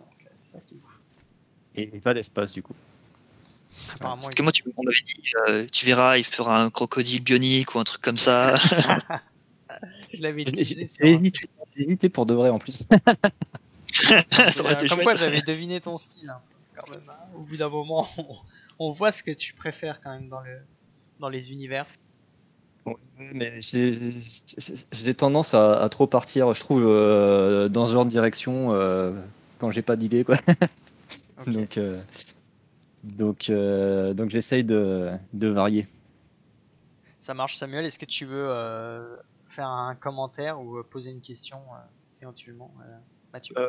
Pas de question, mais j'ai trouvé la présentation vraiment vraiment cool. J'ai beaucoup aimé en particulier. La partie qui m'a le plus parlé, c'est vraiment au début quand tu as présenté les différentes espèces éteintes très anciennes. Et Ouais. voir ces espèces de crocodiles complètement différents de ce qu'on a l'habitude de voir, j'ai trouvé ça vraiment cool. Ah, mais c'est ça que je trouve Ouais. incroyable chez eux, c'est que on parle beaucoup des dinosaures, mais à côté de ça, tu as tout ce pan de la diversité qui est caché et qui est vraiment ouf. Hein. Des vélociraptors crocodiliens dans le Trias, ça c'est rien que ça, c'est vraiment incroyable. Quoi. Ouais, C'est juste ils ont des looks de tueurs, quoi. C'est un truc. Ouais, Le concept carrément. du crocodile femme, je trouve ça absolument génial. Ok, et merci Samuel pour ton retour et ton super dessin, encore une fois exceptionnel. Non, c'est vrai, je suis toujours épaté. Et ouais, c'est vrai que tu te mets de plus en plus aux couleurs aussi, parce que les dernières fois, c'était pas